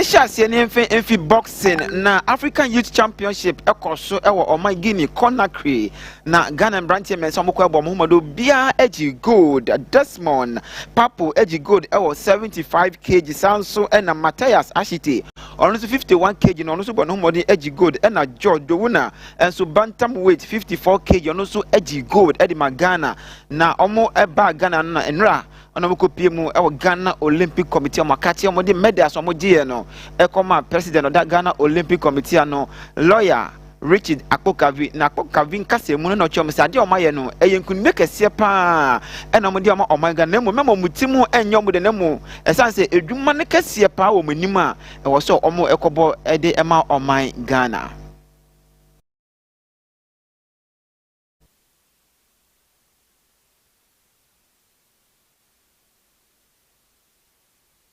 All I would like to say is that we the young people don't think that we have arrived. We have not arrived at all. We are young people. This is a youth competition. The important one is in December in Angola to qualify for the Youth Olympics. When you qualify for the Youth Olympics, you have a big platform, the whole world. There will be over 1 billion people watching on TV, seeing you win a gold medal at the Youth Olympics. That will open doors for you in terms of moving towards even the Olympics in 2028. So you are between now and next year Olympics. Please note that. Don't think that you have won, so you're happy, you go and sleep, you go and show off, you go and do all kinds of Gen Z stars and forget that you have responded. You are happy you've won. You have some small enjoyment, but after that, back to business. Like your president was saying, there will be more competition between now to make sure that you are ready for the qualifiers. It's not automatic for you, so you have to prepare. Show everybody that this is not by mistake. Let everybody know that this is not by mistake. You have worked hard for it, and you will continue to do that so that you qualify. We at DOC will come in when we are preparing for these qualifiers for the Youth Olympics, and we'll see how we can support all of you to make sure that we're able to do it. Once again, I'd like to congratulate you, the boxers and the GBF and the whole boxing fraternity. I've always said, everywhere I've come public, I've said that the two sports that have made us proud more than any other sport, so far as Ghana is concerned, is boxing and athletics. Yeah. So, to the Ghanaian population, this is what we want to show to the ministry, the NSA, and all corporate Ghana, that with the right support, Ghana sports can go very far. So let me assure you that our Ghana Olympic Committee, what we are trying to do now is to make sure that we prepare people like you, not for short-term projects. We want to make sure that from now till the time you qualify for the Youth Olympics, and after you qualify towards the Youth Olympics in Senegal next year, we are all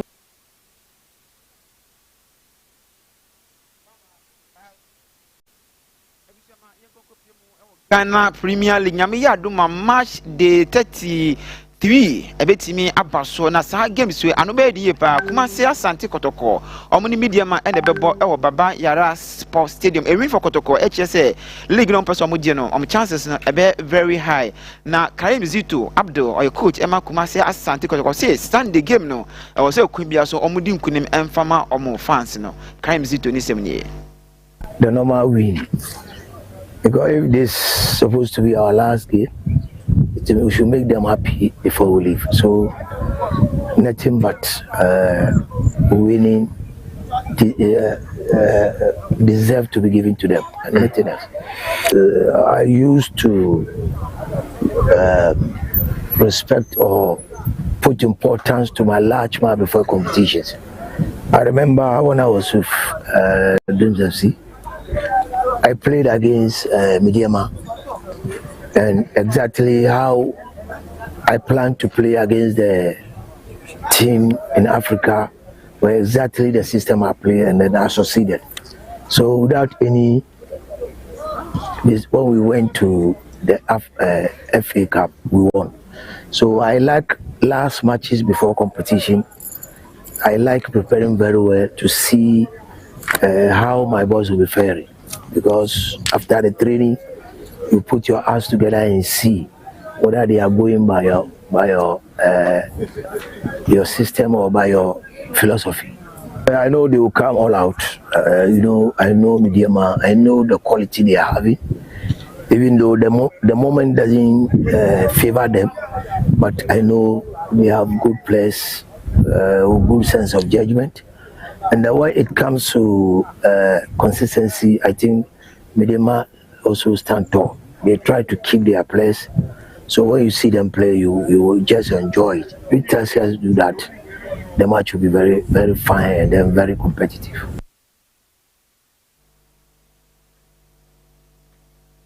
Ebusia yemfi Kumasi Krobia Asante Kotoko akache ngo piem won Nations FC omo nyame yaduma Sunday na omo ni Basake Holy Stars na Airborne na Nations FC game no so omo wini na Gold Stars Airborne Runners and Nations FC na omaji Ghana Premier League 2024-2025 no na head coach oda ekuo na no eye Kasimo Kanse Mego so kwan bia so no omo da sum nyina ne se omaji Ghana Premier League no.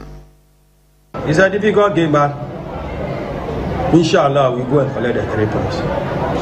It will be a difficult game, but at the end of the day, inshallah, we'll get our 3 points. Inshallah, yeah, remember. Everybody, ambition is to get to the ultimate. We get the ultimate, and we are almost there. So I think we are not sitting back. We push and get there. We started planning for that one a long time ago. After playing House of Hope, I never played. And start match he played for us against Lagos City, because we knew we would miss him for the some rest of the match. So we start planning for. We were playing without him. You see, so that we can get the set. Who will play when he's absent? So we will not bother us. We've come very far, so I don't think we are looking back. Where we are now, we are not looking back. We are pushing to be crowned league champion. Sia Mayensha other games beto jwa with 33 of the Ghana Premier League say na betimi akon Lagos Cities on beto University of Ghana Sports Stadium no omni Glorious Accra so folk e dia bueni enochi Golden City Park Brekum Chelsea any Bibiani Gold Stars airborne okopiem so ewo enyine Mwakam Park na ho Basake Holy Stars Nations FC ebebo Kerala United ewo Ali Muhammad Sports Stadium omni Young Apostles ebebo Accra Lions ewo Accra Sports Stadium ni Dreams FC na ebo Samates 1996 ewo Incenture Sports Arena mu ne duana na ebo sanso kopim wo Pando Sports Stadium ya dey say Pando Heart of Lions any Bechem United na ebo want to say na Ghana Premier League match day 33 no ebetimi akono ebusia maye Bonengo piemu ewo amanane na Tottenham Hotspur unim se nche bia na omo eji Europa League no mu coach Ange Postecoglou aka 2 years ewo ne contract no eno na fans bi se coach na de waya mo am 17 years na nya de a Tottenham etimaji crew bia nti obeji Europa de mo de omo sira mo penfo aso omo papa na entra fe bono bi edumaden enfama Tottenham Hotspur. To be fair, I think I was maybe in the minority, but I was always Anjin. I stood here in the Europa League about 4 or 5 weeks ago. I got asked do you want Anjin? And I said Anjin, and I'm glad I was backing him from the beginning. So yeah, definitely Anjin. I think we should definitely give him another season. I think that's important because it's like first trophy for 17 years. You know, it's been a long time. It's been a long time. So we should give him another chance for sure. That's the problem. I just don't think there's anyone out there at the moment. I've heard whispers, but that for me, that's the biggest issue. I've always been quite a strong Ange inner. I think the speeches he was doing up there has really pulled the Tottenham fans in. I think it would be ridiculous to sack him after winning a Europa League final. I think we'd be stupid to sack him now. I really think we would, because you can tell the players they will fight for him. The players, you can tell they love him. He's got us over the line, whereas previous managers haven't. I still think, in terms of the league, there's still a lot to improve on. So unless he's fully backed, I don't see us having a good league season next season anyway. Ebusia my yemfa nsem nyina ensi anu se na yemfa sida emma Mr. Benedict Mate Edo nyame yadom ocha the finals of the UEFA Champions League no between Paris Saint-Germain and afenso International Milan e ba kohwe no e was zone 3 pub a e wo afienya shahe kwan so right adjacent Benab Oyem pacho mo amoti osudoku afienya Matayoko Doyumi Odum se munyina mo ba zone 3 pub na yenhwe the finals of the UEFA Champions League hwebo ni wi a ye party akopim Sunday obia embre bebusu di ambegiso eye pa kwesi pikemi jemu na Ghana fo nyina Obaapa Yaa Titi award winner of the Ghana OMAN NKOSUO atwaso CTV Ghana's #1.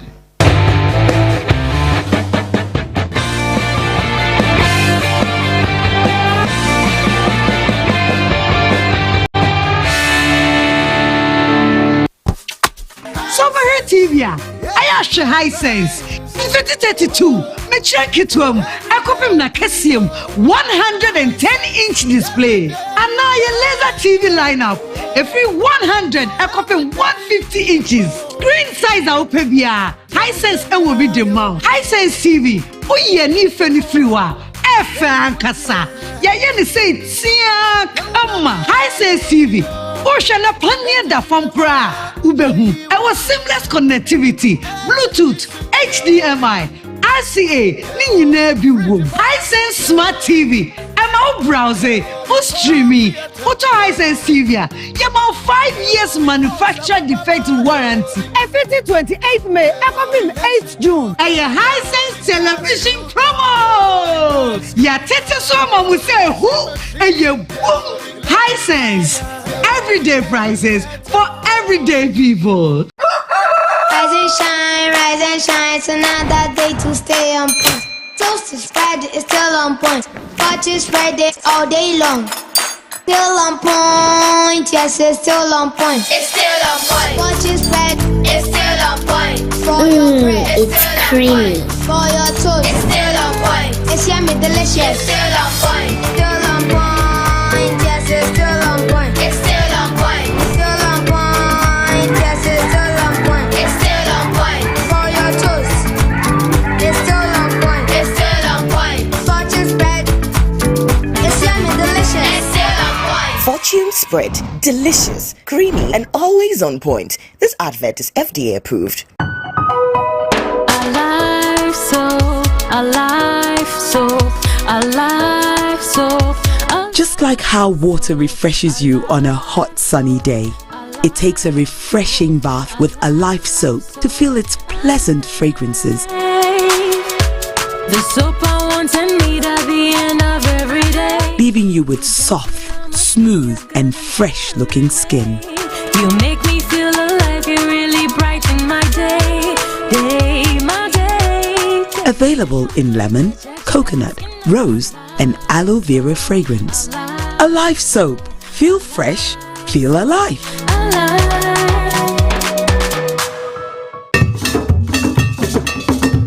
Evergreen memories. Wow. We can do things in front of him. Abra back for now parenting edi omo enkwada eba. Itina wan kono na me put some for say. Na ebi but uncheck. We bonded as colleagues at the dining hall, the dormitories, classrooms. It's just said, me not can you boom up. But the question is, and now we hey, now spot you are here. Olegewa, Fluzy, any boys in here, where you stay, maybe a school, we are pineapple, a minimum 2 coin, a minimum university, a minimum Babrabon 70, they had to retire to the villages. We are here to reunite you and ensure that in Nano, we can help each other. But before that, school call St. Louis, Ola, Wegehi, Holiko, Preset, St. Peter, and Uncle Bishop Herman, and St. Augustine. This is the platform for you. Join me, Dr. Kufi Anna, on Family and Friends Reunion as we share memories and experiences in life, only on CTV, Ghana's #1.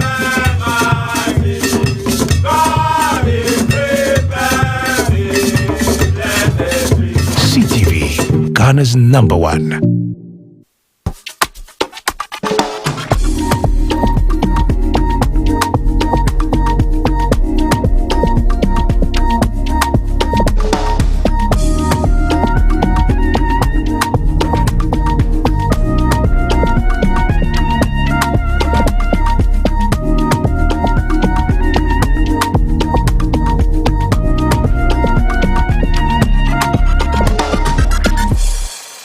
Meda say nyame onhira se watwe me na metwa me ho abasisi anti wadaroma.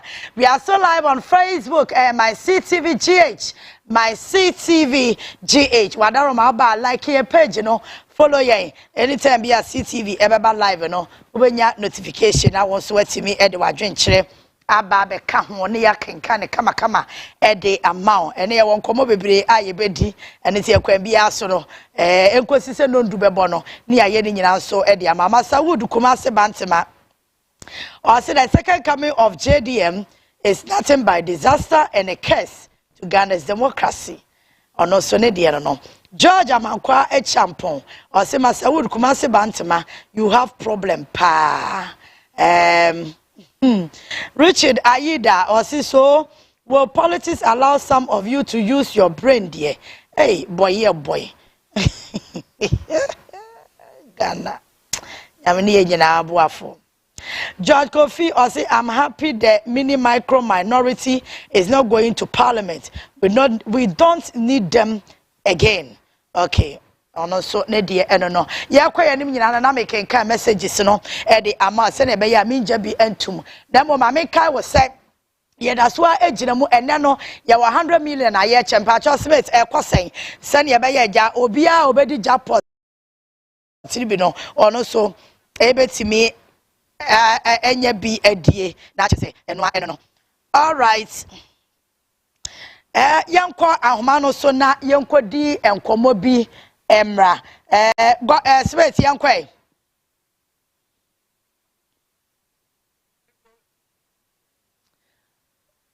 Hello?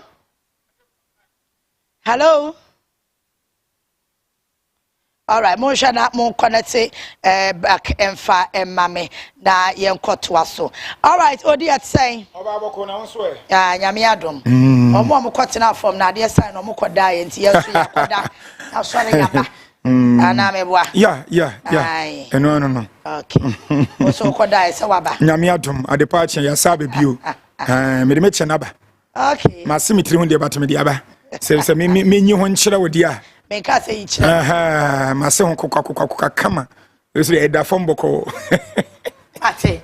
Yeah, I'm inside a young crop from today. I know, some be so come. Oh yes. Obama. Who here was highlights no sir. Obi oba man pani bia da no so free MPP mu so free DC mu so free ekwadonko ne baby kro ana empo no Kofi Apelu party mu de ehwe nyane se Ghana ne e ba kopɛ enti obi bia da majority beto abade ama no me kama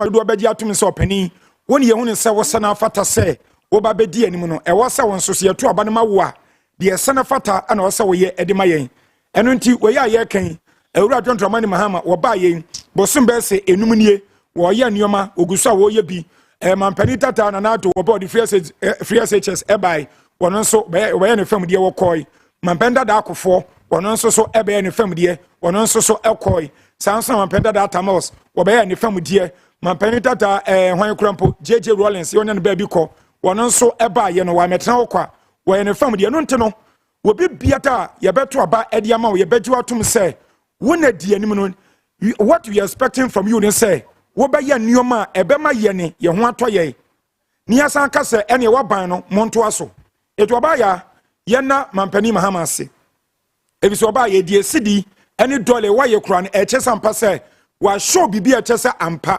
wayɛ committed sɛ ɔbɛsom ɔman no wɔn no ɛno nti yɛm na ba so ɛwɔ hɔ na yɛm mpa yɛm fanta no akyi sɛ wɔbɛkɔ so ayɛ deɛ boro so ebisɛ programs any policies bebree no ada ana waka ho asɛm ɛde akyerɛ ne a ɛkyɛ sɛ wayɛ krado sɛ ɔba bɛsom ɔman Ghana ebisɛ ya wɔyɛ American de bia yɛka Burkina Faso mampani no Ibrahim Traore yɛnya no wasɛm kada ebisɛ deɛ papa ne yɛ no deɛ abranteɛ no yɛ no wonya 40 years ɛnso yɛ nyinaa yɛ ho nneɔma wɔyɛ wɔba ne mamu no wɔsɛ sɛ ɔmo nkɔkra ɛyɛ kaa kɔba kaa taa so nkɔkra bi ɔma yɛ bi ɛwɔ mo mamu ɔma di kan wasan so ɔma yɛ kaa papa bi yɛ ɛfɛ yɛ bɛdi bebu wɔsene man no wɔmo nkɔkra kaa ɛmfiro bi man so ɛmfa mma ne mamu tomato factory wɔ si sɛdeɛ ɛbɛyɛ tomato no a wɔmo yɛ ne bebree no ɛnkɔba sɛ wɔba bɛfa ɛde akɔ ne mamu no ɔno akɔ dane ani na ɔsan de aba sɛ wɔmo ntɔ daabi wɔso ɔmo nso so ɛbra so sɛ ɔmo ado tomato dodoɔ no ano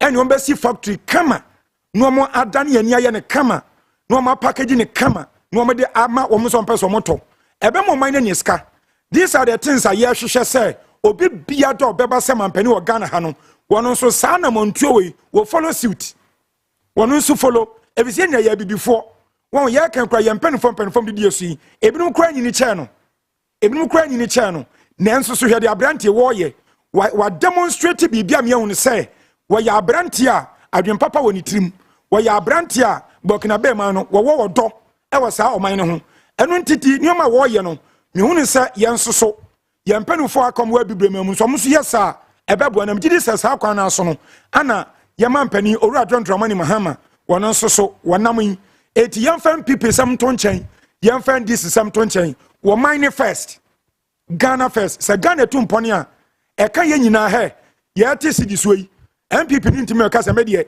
ɛnkame ndc ne so ntimi ɛka sɛ ɔno kwan nya ho fasoɔ wɔ bia bɛnya ho fasoɔ enti etore bi a deɛ mɛka nsi yɛto aba wi a mama yɛmfa politics sɛm no ɛnto nkyɛn kakra yɛbɛ politics no kora na it should be moderate any kwan sɛ yɛn kyenkyena to extend sɛ yɛde bɛ sabotage wɔ bi aban anaa bibi ɛte saa ɛno bɛ mo man na kɔ n'anim mimi to yi hɛ MPP o NDC o ɛnyɛ hɔ na mehyɛ Ghana first wɔ man wei sɛ etu mpɔne a mimi timbi so ɔman na anyɛ ya mi timbi ɛnfa mo sɛ mi yɛ MPP ni ana mi yɛ NDC ni enti ɛbrɛ so so ɔba yɛ nyina no yɛhwɛ ɔman ne nkankoro mom yɛn support de ɔte agua so no niɛmɔ mpaeɛ papa ma no ɛmɔ mpaeɛ so obewu ana obefeli so ofeli a ebi bɛka ho so ofeli a ebi bɛka ho wo obama de so a ɛno so bi bɛka ho Mateo di so bodua mu kakra ma me na me nkɔyɛ adwuma bi wɔ ahoma no ɛso Emra Godwin Mahama Ayaba head of corporate affairs Tema Oil Refinery na watro krata titintin bi a wɔ se honorable Vincent Eko Asefua waka bibi afa Unity Games na ɛkɔ soro ɛho na ɔwɔ asɛm ɔpɛ sɛ ɔkafa ho Godwin, good morning. Okay, I'm saying I drop it. I don't know, network challenge. Okay, Odi Yanko. Enunti abusia asetra na ebinu akwa tena fom no.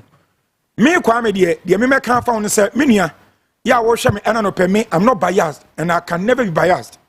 Me pam chow eye emra ena yokufo ene CID fo. Wo mo ene chema wontumi. Wo mo ne no AD. Momma ommeka bone na wa hye no enche nipa nyina ne yehu. Sebia yeso wayese because ensem bebre na nam apart from Akonta Mining de no ensem bebre nam so akwa di sika wo banks ahodo bi ye no wantua say ye no so bo Godwin betemeka Godwin, good morning. Good morning, me Ajiji. Net say Ajiji you are do me here now sir. Me so me ho ye pa me mo akwa baba CTV so na o say honorable Vincent Asefua waka bibia fa Unity Games na ekoso no eho na one na nya adwen. Yaa Titi mame mfa wakonya yeso na mentia wahwefo ne wetiefo ni na me mfa ntia enkoma ono abo asifo na nkasa I am a very good friend. But Yaa Titi, the issue is that every opposition bia yenim so omo an oversight responsibility to check abaya or teso. Likewise, citizen bia so responsibility equally an oversight responsibility say obe check leadership ayato aba ama won say omo enhwe Ghana ekanko. So even though the opposition MPs are exercising oversight responsibility on government, you know, yen so ye what they take to check them as well. On Tuesday, Honorable Asifua, or a member of Parliament for Tafu, Old Tafu Constituency, Ekotro on the Facebook wall say preparation towards the Unity Games no NKOSUO no under the Ministry of Youth and Sports no Ministry of Sports almost over 500 NDC4 and I call VFS for visa preparation UK. Now, who kind the first paragraph of his statement I will not kind of say it has come to my attention that over 500 NDC supporters have been sent to VFS for UK visas under the pretense of attending the Unity match involving Ghana, Nigeria, Jamaica, and Trinidad and Tobago with alleged emphasize facilitation from the Ministry of Sports and Recreation. Paragraph 2 said this appears to be a well-coordinated visa racketeering scheme marked at sports tourism, more to follow. Meaning, the visa racketeering, the word racketeering just means fraud. Into Honorable Vincent Asifa say fraudulent act be NKOSUO with regards to the preparation towards the Unity Games. The following day, Onyakonya Kwatena, my sister station, United Television at the Chinsoma. Ye bornu bisa and say evidence ben or where say there has been some fraudulent act with regards to the preparation towards the Unity Games. The only word I'll continue say or repeating say he has his source and he described the source as deep throat source. Now mean the Empress Ghana phone in say in exercising your oversight responsibility on the government, you know, as I say, who make sure say your dignity is not on the line. You have to be responsive, and all your issues must be done on evidence-based communication. And yet, Busrimuka, and yet CSA, because you are an honorable member. It is so be compo be you as you trade. I want you maybe a NKOSUO baby. You don't rush unto Mampamrika and from the Twigwa. What you do, the audience say, who take it time to check and double check a seminar yet the Abreu to ascertain facts that Yaubenya Adansi be at the abata in seminar Yabeka no. But unto Mampamrika and from the Twigwa Emra, you have not gathered all facts to support your hearsay. And Untinu may take advantage as a citizen. At wrong crata at their manner. Say statement now o make until say other provide evidence, fact, document, and they are supporting this mere allegation. Then is either he retract and apologize until we're finding the fact to back it, or other pulling down the post, because as an honorable member, it doesn't augur well for his own image. Maybe about the second point, Ninso said, since MPP echo opposition NDC by Ghana former realize here, some try all the possible means. Some be target a buying with Niema and say emphata. Omu yenu in a way that person omu emulate the now Honorable Okujeto Ablakwa then was doing as ranking member, exercising his oversight responsibility on the government then. But the Bakwa Omo missing say Honorable Okujeto Ablakwa emrodinin semba betu egwabiano. Now intercepted documents. It is a one follow now, but who's a meridiano, an intercepted document on Kasa and Trinity, or Kasa and Mra and Krata Ekurano. Another thing also, I know Okujeto Ablakwa and say, or bring it up with a well documented investigation. So, on the intercepted document in Poa. On form the two egua keke. Nansono osanye inshishemu edi authenticate the intercepted document.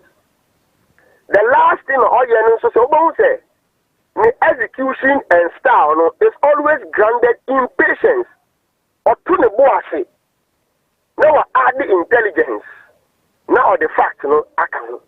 So far we say Ghana phone na a budget so in all his exposure because a man or the betu guano now we gather all the facts and figure. But in this case, young Yanum are learning blindly. They are too hasty. They are too speculative. And they almost lack evidence to back all their things. Obi baby sa identity na make sa. And Chebia ne who say honorable in team for you.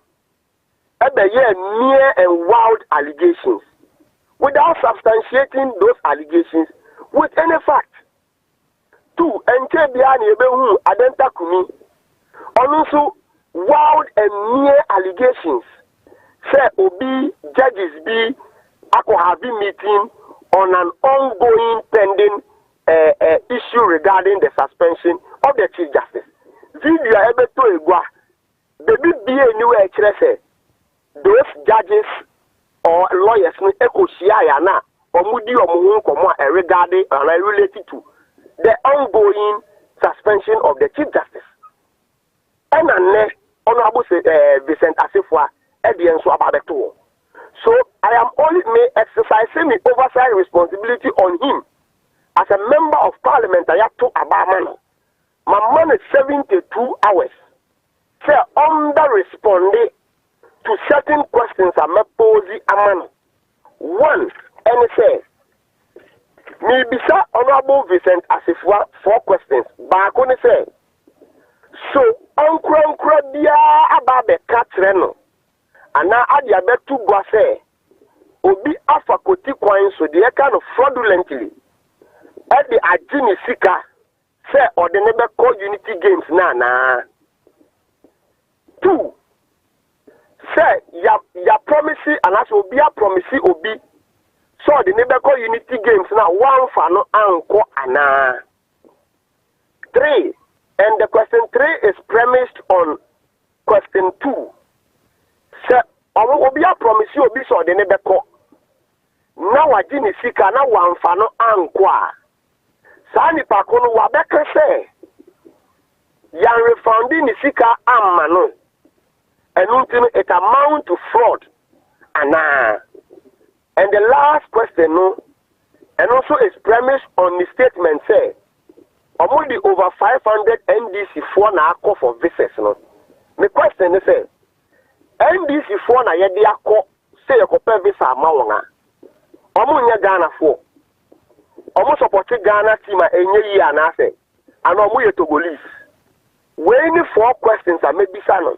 And a man of 72 hours say, Yano, not on fast, further and better particulars in the mere allegations are what alleged say a fraudulent Akonta. But many about Medimanu Asino. Adia Bakwa, Honorable Vincent Asifwa Pesa Oye, na enunti one to the boase, and share in seminar better on the Niponoso. No dia gwem keke. Na minim Vincent Asifwa Honorable and MPP. Their modus operandi says sankomu won krata dia a baki ni allegation by this time. It is over 48 hours and komu dia 2 gwane say. On person omu equity the visa scandal is see in the year 2019. There is deja woman wemu. The friend Australian visa scandal. Now former Deputy Minister for Sports, Pius Henam Ajide, and now Edisa fraudulent act in Enimuno. And no person we the equation. But let us again and Nibiati as any say. Obie ni wakasa tia say. Ya the MPP for na kwa man on some kwako supporting Ghana for in the Commonwealth Games then. The issue under review as at that time they say. Ya the Ghana for be echo abruti in the guy say omuye journalist, which is impersonation, because they impersonated a professional they are not into. And into Australia, no. Australia for immigration visa on say we a journalist there. Mo cameras and as a materials and other juma they couldn't provide. Into Australian immigration, money now about 50 sang at the Ghana. And no hear the crux of the matter. And two, not the brain soon enough say Wabayano, Sika Wajiji Wono has not been refunded to them. Into the issue in 2019, a far different and not the same as what Honorable Vincent Asekfua wants to allege. Because NDC 4 a Ghana 4, MPP 4 a Ghana 4, and to say the Omumubi Ako visa amount. So one can support Ghana in the Unity Games. What is wrong with this? All right. When they do some equation because the 2019 DNO was fraudulent to the extent that the then minister even is on record say the fraudulent act was perpetuated by the deputy minister then, Honorable Pius Henam Ajide. So there has not been any fraudulent act with regards to the Unity Games NKOSUO. Okay. Now, Mestre Honorable Vincent Asifua say Otsusu say or your honorable as he is only the needful, not yet the honorable thing by addressing the 4 questions a media man or no. Not on coming up with facts and figures and documents. And from buttress the hearsay or and if not, then Ghana for require an unqualified apology from him. Now on pull it down the post on Facebook. No? Okay. If not, going forward, then in you say on your honorable as he claimed to be an assembly of the Kabiano Ghana for Embo Entungu. God remember Asiano pay any chichimwa what on that particular issue.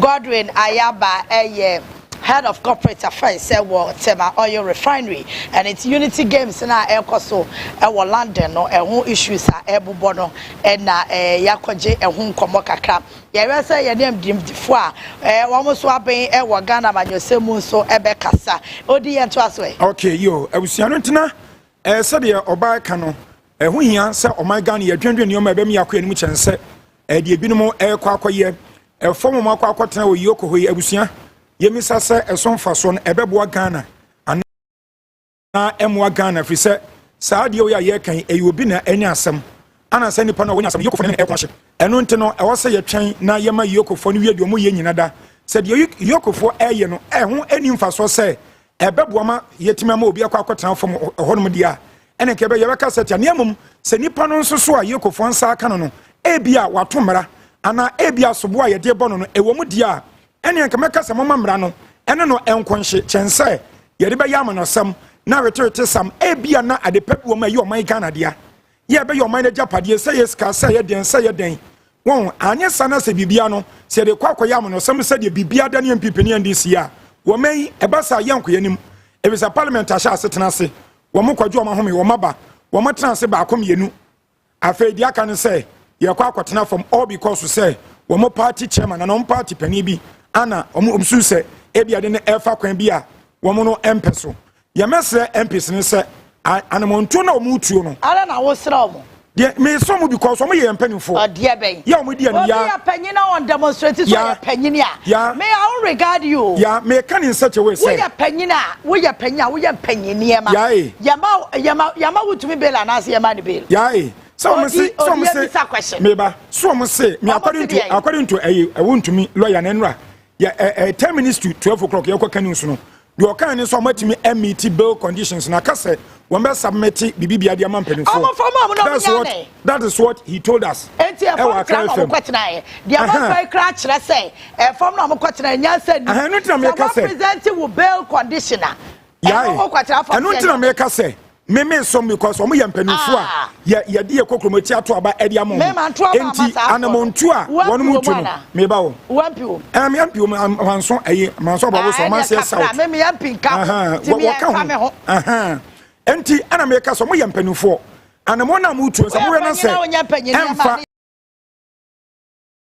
ohia samo yesa ehia samo yesa in a sense dia mo ye emfa mfaso bia emre ye ni a na mo se mo ne say ebia de yoko eye no enyina so na wode eboche ma wuntumi no eno nso no emunya du ye wo se ekotu da extense etimi keep no a ene eno nso no kwambi so no meka se nko mo fa kwampa so na mo ka che yoko se ni eno ta meka se nsam no a ekoso fa wuntumi no wo mo nwa ya ni me ehunu ye because apart from Akonta Mining de no a eno sia di fobu se bisa ni mo ensam no ensam foforo bi so asan so aba akiri ya so akwa ji ska bi wo some banks eno no wo kwa ya kwan ene ade Exim bank for amane krata to account for sika okwaje wo bank ho so ade kwa akwadua aburo enti anya nsem ene nam etimi ba eno ye yoko fo ndia betu dwa na exactly okay ade omo abeka establishing so ekire ehwehwemu so omo ye fa kokko board road bi a ye se wa akwa akoye eno so yetu ehu sika ma na yenya evidence of road Chama want to me charges. Nina including Akonta Mining. Akonta Mining. Okay. Yes. And because the entire me can we and say, answer one which you say you. Yoko Fonka to never to do the issue were there. I think the Deputy Attorney General can make it clear. And you also, yeah, the NKOSUO, woman found to them, you know, be anti-asia. So be anti-asia, meaning the same piece, sorry.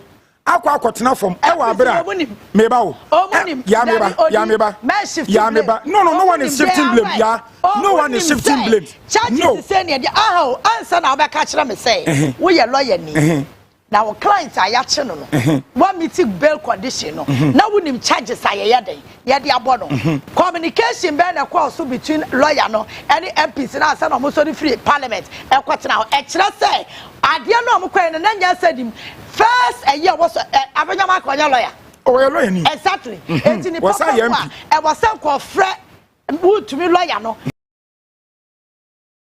bail condition charges bay enunti niama na sa bail condition no enunti na yai one year no a deliberate attempt to cause nuisance enunti na ya mimi gina so aka se no ya enunti na mi gina so aka se MPs na fam wo makwa so mo anim de akoso no de wo mu dia de na ho hia because mo ye parliamentarians ya makwa aseta masaba and someone some kwa kan ho asem no someone kwa kwatra senkan no na say politics ana mo de bam de wona me kwa nem say then is wrong nemum say nyansa na tie na say bia o ma meet bail condition nyina awie nemum ya sheda na yeditani untumi so de ho nso no wrong obian ya yan kan left ni yan kan right because the bam o man to pon an ye kan ebia wantie no wotie Deputy Attorney General me sure say ka wonka de woke o making it clear bail condition no 50 million with two sureties according to one man kasa de woke me afa na mete okay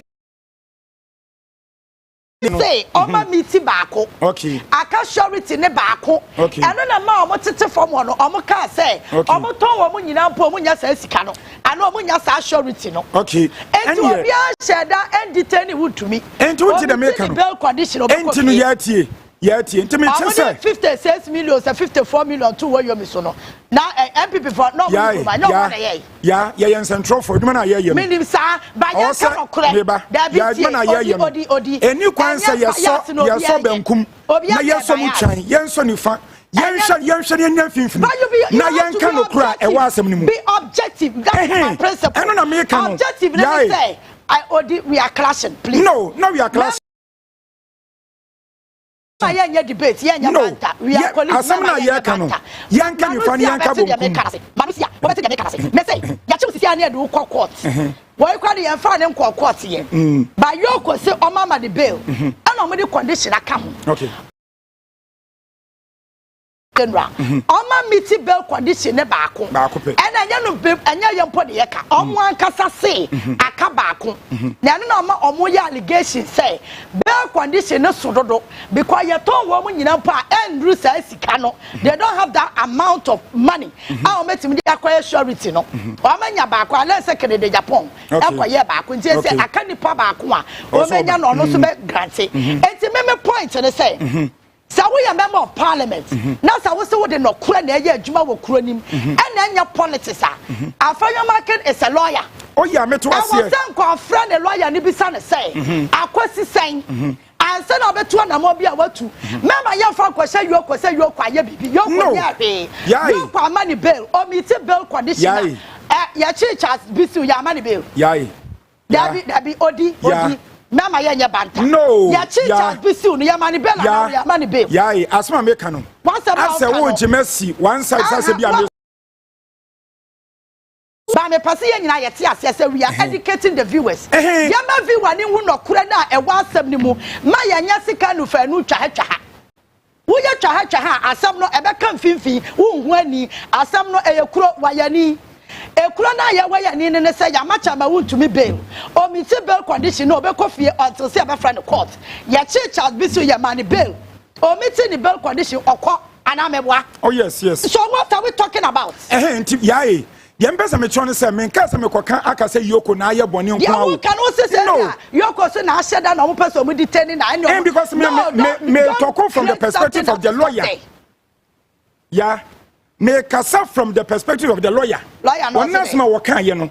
Ana me gina so aka we. Enti sa koba se me ba o. It is me sa kan tell say the akwaso say MPs no hye. No mo nim so mo nua no wa ye bone dia. De na hu hia say wo mo sorry free parliament. Tie ni yo. Ni kwaso mo sorry free parliament. E wa bro so mo koya ade hu hia ma oman no. Wọ́n no ntimi nka sam di blame Emma Iyokofo. In the first place kra no. Ade a MPs ni ye no eye bone a wase aka kire mo say what they did is wrong. Parliamentary proceedings ekoso. Chama wo MP. Eno na me oya MP. Obaya, eno na me gina on say me ka kire say omo ye MPs. No, eno me ka kire say omo ye MPs. Enti enyo ma hunyama oman so omo ye eno na omo hye no omo nye. Eri so omo we na say de akoso omo nua no odifo a. It's just a matter of some more free ho. No mama kwa mamra no. Ene na ye adwuma. Eno ane o man ye hwe because o man na ba akopɛ. Si atan sa chama wuntumi. Wadu o man ne bɔne. Ne ye dia manosɛm kɔ kata so a. Adom de o man na bebre. Sa ekrom ha no kra ne yempe o. Se ye pɛ no kra. Chama wuntumi nka MPP abankra na wo se nkomo prosecute no. Because yet ya na Minerals Commission de krata bra ye 2022. Say wuntumi ni licenses. Say okɔ forest ni mu kɔ ye adwuma. Yati ano ne samates for crash. Me tia say ya mampani kura be ye. Ti sa fra bibia. Won to me ade a waye wo kura ma se no kura ne yesi ye ka. Enanya politics ne yesi ye politics NDC NPP a. Won to me obi a wase ko bi kwatena from say ya kire.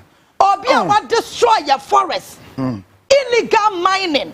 As bank and the aka de eno ya nkrata omo de abra so musika wo ne ho eno ya between them media hia me ya distraction na wakọ so enkrofo na wo moti money area ho na obi anom sa so ni bia wawu no wunim can we trace hwe obaya mi nhwe wono mi krom krono ya si ya be ya ne yi a ya follow kro ne ya eya moha ya obaya asma ya ka wuntumi ase mi krom manso aboboso area ho manso area ho wakotu bi ono amensa so nko wankata so. Enti minim na enti say person man here say yoko fire. No me ka say yoko fire boni o. Asma me kan me che say moma yenhwe na asam na ekoso yenyam no sam emfanto nchen. Na yenyina finfini ye mu ne ye na de mrande da ne yemfanto. This one the be yama because ya ti krom ha MPP ni NDC wo ma say o ma na wie. Wo bi nya asam a say o ya NDC ni nkwa kwata na chi. so young people ni nkwa no kwa kwata na chi but me point ni say wo say hu say ye Ghana for Ghana na ye ba akopɛ wo man ni begina edwame no mie no so say ya nto no mo kwatena afom no wo man nyina people ni ndisi me ka te obi aya me ka te people ni ndisi because wo man no man no ekuto mo say ekwadonko party wo no man no ko wawuko ana me nyini say ekwadonko party Ghana for beto abade ama no etiam people ni ndisi na me ka kire mo because saa na some people ba sisi a ono so wo be the same thing ena mo my Ghana yentimi nkɔ yanim ya de bia o man atwentwene o say ya ento say ye kan bibia yenhwɛ ni yenka nto mo mienu because wo mo mienu na ɛsɛ kɔ dem man and some people ya kɛm say so wo ba de ko nkɔhwɛ ebra na ndis for tom so mo to be the same thing kɔ so ana wujafo na aba ba sɛ no kura ana mo man say ye ebri because me sim ya mi krom manso area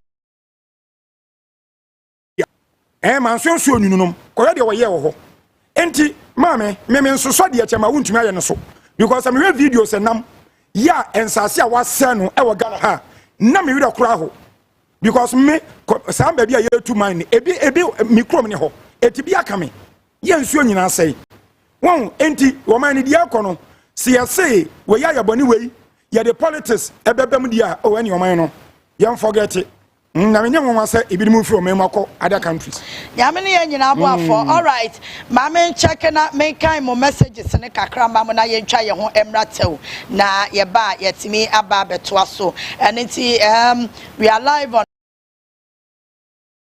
Facebook, my CTV GH, my CTV GH. So wait to me, I join with the comment. Eddie, at once, Yanafe, Yakin Eddie, and it's no pay. All like and I will share, Wadaroma now follow. Now say, I will say, my idea power patch, say, like and following, no, a cost. George Fifi Costa Munina, Mahumu Ewo. Facebook no so nyame enhyamo ma me kwa ahoma so na me ne doctor Asante Ochre Jonathan enkodi enkomo na doctor waben wo Ghana manwesemu de me ne odi kan de ye yusu ye fundamentals ayekosua wo school mo ti wono naja from the expert angle no obetimi aboaye Dr. Jonathan wadaroma no pay mechia good morning Pacho bokode I'm saying, and I play moving down playing me, Jarren, I'm sure on train to crack. Mate.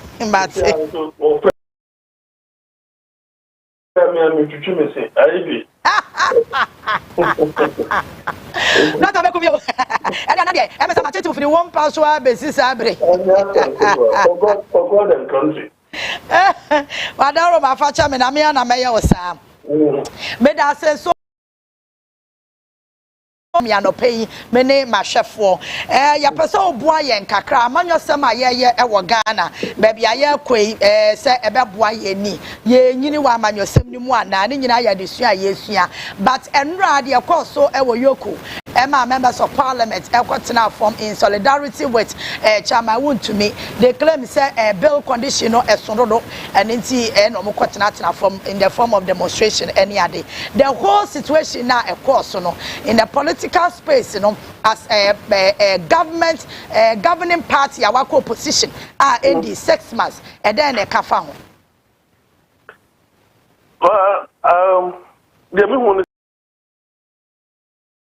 say the minority or the MPP now they lack quality leadership.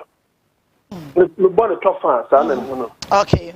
They lack quality leadership because they are not too tactful with the leadership style opposition to government. Okay. They are not tactful at all. So Abakosama Enche a similar situation, you were attaching the client. Yeah. The bail condition was too high. What did he do? He went to court and secured a good way for his client. So, if a similar thing is happening, now say, if we say you want it varied, is this a channel you use? So, I'm not China Crampono. This is a private citizen of this country, having practice with the law or with the state. How do you leave parliamentary business and relate your parliamentary business to that? And what is the business must be varied? Speaking with that venom of authority on your part, as if you are in the right. Goodness. I am saying that if this is the kind of leadership MPP is going to provide in opposition, and number of opposition at that belligerent style of Mr. Finyomakin is not helping them in any way. And in Penifomia, legislatures, you go and sit in the street. What kind of leadership are you providing? Adults and kids. I'm quite to say, Oba, na wakofa sekan wouldn't say between no idea him say. Now I turn from the walls because of person what is kind of man. But who wouldn't say what the man obey them obey plan. So I am one pa because the MPP that we've known over the they lack quality leadership, to say the least. And they are not demonstrating any kind of quality leadership in opposition. They are not even putting up constructive criticism. Because, according to say, anytime they will scream the loudest, they get it wrong. They get it wrong. So who said, first deputy speaker, they told him that as parliamentarians, they cannot in any way interfere. The only thing the only means of me as solve such a problem. It is either you go and negotiate or you go to court so that they will tie the hand of that state institution. Okay. From upping or keeping the bail condition at that level. What I know in the law enforcement and state institutions are more to the law enforcement and say, many about this. Now, a bail condition of 10 million Ghana cedis. Yeah. So it makes sense that looking at probably the aggregated potential or alleged crime our committing, that is why they pegged that thing at that level. Most likely. But Santesa and they are being vindictive there, then they are also being unprofessional as far as IOCO is concerned. They are being unprofessional. Yeah. So that being said, I think you said Emedin Kankano, they are not providing the right leadership MPP here. You know, whom to me Nankasano. He's not getting a solid or undivided grassroots support. Sure. And you know, and then maybe a wire and I find and then for about Babaka maybe I'm catch on my penny to say, I try to woo at me a wounded tinting. I try to woo at me a wounded tinting. So when you're a quine way, no one know ye. If it is civil, fine. He must refund the money. Other than that, he must go and do those projects if they have been paid. So, you transfer one from him to say SML, Indiana. Then whoever released the money and kept it mid-air should also be found. Other than that, the money is with him. And how he dissipated it, nobody knows. And more prevent a situation where he will not dissipate his assets. So that if they are going to recover the money, they know that so that if it is a matter of aura, Operation Recover or Looter, then it means they will be able to recover. Because as politicians, they are capable of so many things. And you know, this is where I expect the minority to read in between the lines, get ready that to me is alleged to have done, and then be tactical with your leadership. All right, we shall send you man yourself a Ghana ha. Today be cry assembly or what to me say where a criminal issue, where a fraudulent case. Na ye man yourself a room. A man yourself no nyansi asie. ana se na ya process wo Ghana ha na ya de fra state institution no eno na ye yensa what is really the problem dia ne cause no Bisabio dia me bisa ne say amanyosem na ye wo Ghana ha no entiasia no na ye nyaaye because I say asem kra ya criminal issue e be a fraudulent case na ye de amanyosem akwa wuram institutions no entimi nya adwuma e woso amoye amanyosem no ne ye nyanti ase besi sa abre ana eya na deliberate ye shada Obaapa Yaa mpembe no Obaapa Yaa ana we easily the politicians also easily manipulate the minds of the gullible. Okay. As I said, they easily manipulate the minds of the gullible. Nanka won to me, oh, near say why, so I 1 year. Then, what I continue is no, none of them, happy before you are inciting the public against the state. That in itself is criminal. What is against the Public Order Act? It is criminal. And I expect the law enforcers to also maybe a misdemeanor. So a misdemeanor, then you must pay a fine to that effect. Other than that, the meaning is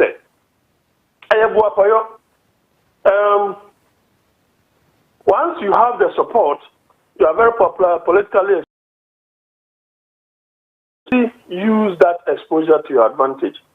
The state institution feels that someone careful, they may create some kind of instability. Then the politicians will interfere behind the scenes. But if we are to isolate state institutions from political interferences, that means to say our democracy is growing. If you look at what President Akufo-Addo did, he virtually bastardized all state institutions. We are the resetting agenda. Then the state institutions must be insulated from unnecessary or unbearable political interferences. You, the media, to what country to do. Don't talk about to us about it too.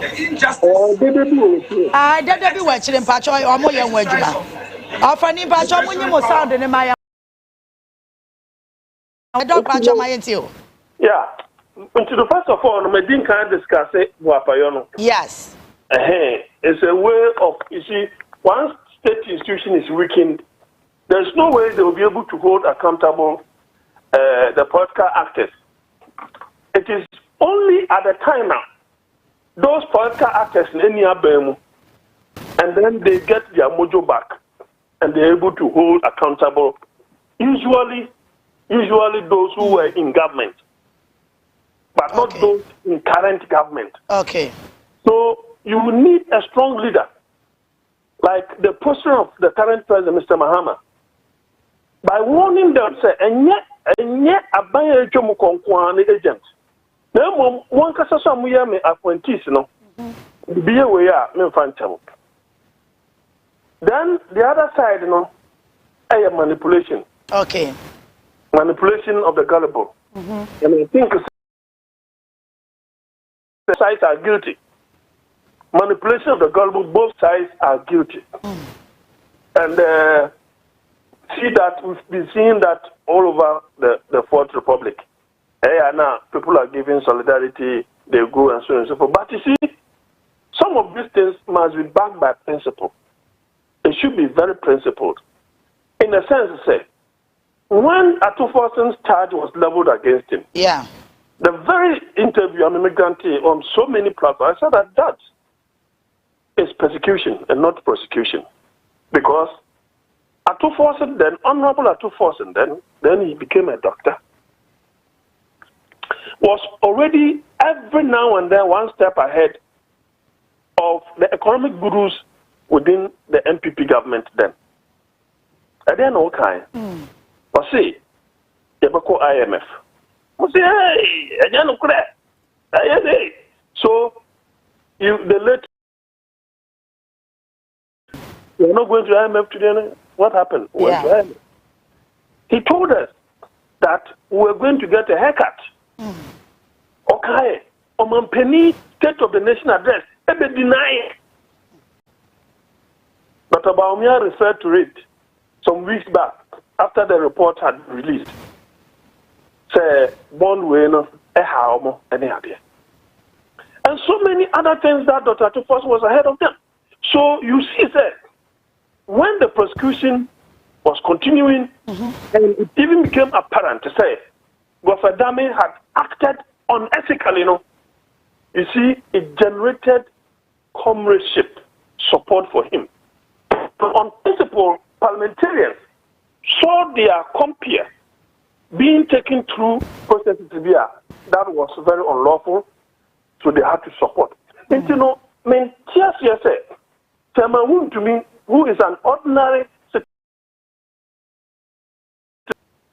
could make me a taxpayer for the legislature to leave the job, not because they say, the Mrebia bar or Munjintum, and the bill Bia bar Mufi said, a touchman. And I say, the Tuabia bar or Muya again so that they will walk out. This kind of walkout is gross irresponsibility, very unethical, not tactful. And for me, it's lack of good leadership that is being provided at Mr. Afanyamake. Okay. So, Sisiano, Ediana, it was a party in Yedena woman here because it look as if day in, day out, or more attitude, and near my woman, speaking differently. As a man, you say, as a woman, they are not learning. It's like Debia, woman, DP more, they are thinking more. What are they supposed to do? Party leadership from the yeah. No, Biano, or Shase, or didn't BCE in the not too distant future in terms of party leadership. That is Dr. Bernard interested. Yeah. Candidate Japan has already demonstrated his interest. Dr. Baumia is ahead of them, still going on a thank you tour that is very unpopular. Obian Ponte say he's still going on a thank you tour. I say, oh, when you want a thank you tour to this place. So everybody is jockeying for future position. And I say the leadership, and said that new papa. A new papa. We don't really have anybody currently in the MPP who has the clout to lead in a direction that can have an undivided attention. But the leadership they have been providing, the opposition they have been providing, it is rather increasing the goodwill of the president and that of the vice. It is rather increasing their goodwill. In fact, the entirety of government goodwill. I've seen some social media interviews. A branch in the case on Tuma Mahamada. I say, anytime you say, Mahama, for the first time. Because Obika say, when the fundamentals are weak, the exchange rate will expose you. So now, looking at what is happening, doesn't mean that the fundamentals are not right now. Or the fundamentals are improving. Yeah. So that being said, the government still has a huge goodwill of the people. And MPP in terms of leadership, any opposition, and that is making them get it wrong on daily basis. How often you market, for example, before the vetting, you started criticizing the president, say, the cabinet, we knew then yeah. Is this a constructive criticism from a minority leader? When in actual fact, the 14 days had not even elapsed. Yeah. So they will have to go back to the drawing board, have a rethink, re-strategize. They should take their time. It is early days yet. Unfortunately for them, the president is someone who is not ready to make any mistake because of the benefit of hindsight. I don't think that they say, Omampani Mahama so done nyame ase say when na nyankopon san ma na kwanya so the media aban no so bio because if he probably had continued in 2016 maybe he wouldn't have had that benefit of hindsight and provided kind of good leadership that we are seeing. So I will advise them, say they should hasten slowly. They should wait. When proper mistakes are made, then they can launch an onslaught on government so that we also know, say, they are providing proper opposition. But as it stands now, Olivia, they are being just lawless. And this lawlessness is not inuring to the advantage or benefit of the MPP. People are rather seeing them for who they are. Opposition for opposition's sake. Dr. Amedase Papa Pane Wadaji Anope, Nyamishao. All right. Dr. Jonathan Asante Ochre, NIN Kodi in Komono, or a political scientist, and it's Nimdifono, a Drew Babiana, Yabwa, Wamoswabe Boy, the Omunim Biaka, Ababe Kayeho, Wadaro Machame, Simaka Krabina, Minchame Embra, Meba, Mene, Member of Parliament for Efia Constituency, Ebetuaso. Ebasia.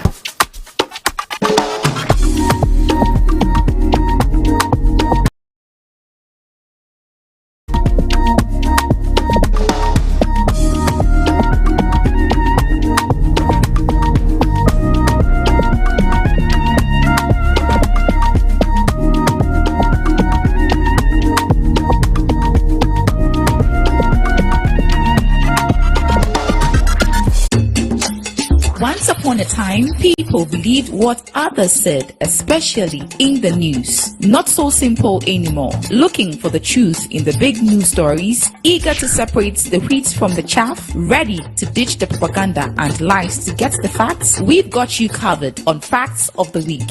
Facts of the Week is the program that separates the real from the fake, the substance from the clutter, and the true clear voice from the deafening noise. Presented by the brainy, bold, and beautiful multiple award-winning news anchor Valentina Oforefi.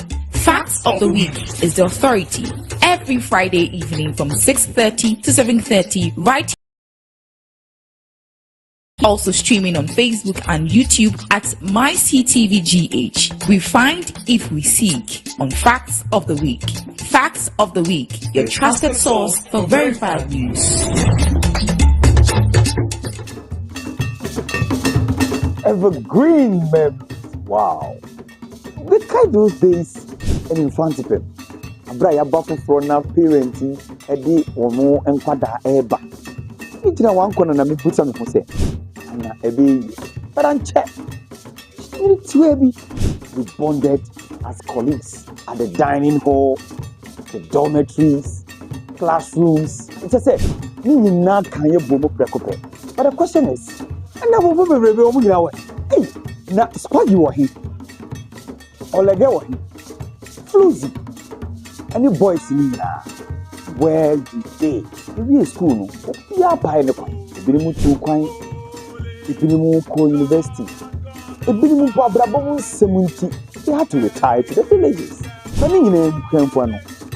We are here to reunite you and ensure that we can help each other. But before that, school St. Louis, Ola, Wegehi, Holy Co, Preset, and St. Peter's, and Uncle Bishop Herman, and St. Augustine. This is the platform for you. CTV Adaroma, the most program neighbor, Family and Friends Reunion. Join me, Dr. Kufi Anna, on Family and Friends Reunion as we share memories and experiences in life, only on CTV, Ghana's #1.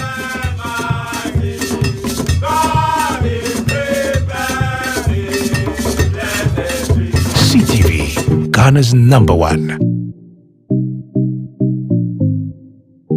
Hallelujah, hallelujah, hallelujah. Order for meeting at the Evangelist Pemuka from 7-Day Universal Mercy Center Asafomu.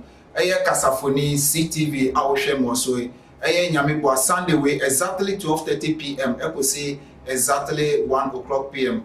ye ne mo ebeche eye enkwaje asem ti from adamfo na fra wonu afro bibiara wonem no ka se evangelist Pemuka aba ye beche enkwaje asem nyame nhira mo omamunye kese omamunye na mo firi adomu enko adomu ye wonya kopon nhira nyina amen.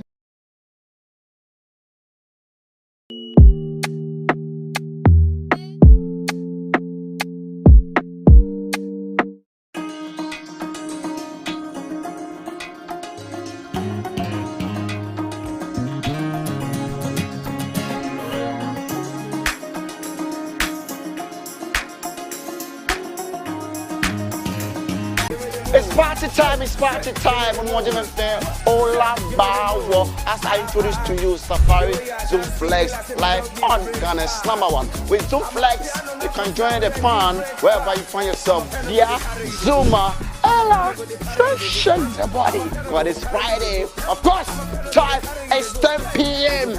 sharp on Ghana's #1 with the man them DJ Last Week Official. We say Obaapa.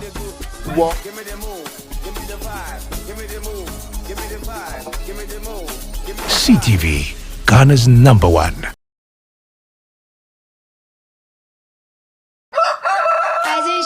Rise and shine, it's another day to stay on point. Toast is Friday, it's still on point. Watch is Friday all day long.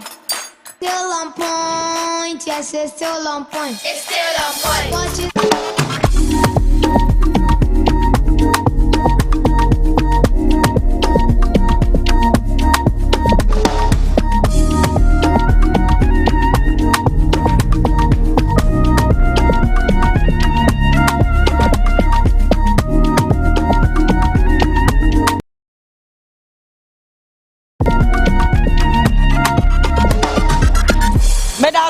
When you have a travel, I'm a travel hotel a day abba. Me travel home, me catch or say, me ba permanent member of Parliament for a fair constituency and a bedi and Como. If you for anope yabama bobuano yeba besramo kakra na ye ne waba bedi nkomo MP ba ko a ne de o ka se ya fa sa hyegem wo bebaram de ahyem o twen no cause o ye correct pa onye correct akabe ka chen so onye correct omo onye correct nyina am ka chero enye breaking news honorable lawyer ya Obaapa na no peme ne beto aso nti efiafo anope me chiachia lawyer Obaapa mama nchia wa na eja enya matamfo ya wa be we wase ba lawyer ma feel oh ya beso de ma beso afio pa na to say yakopon na da roma ye hu yi efiafo ho ye efiafo hu yi pa ya just say MP ba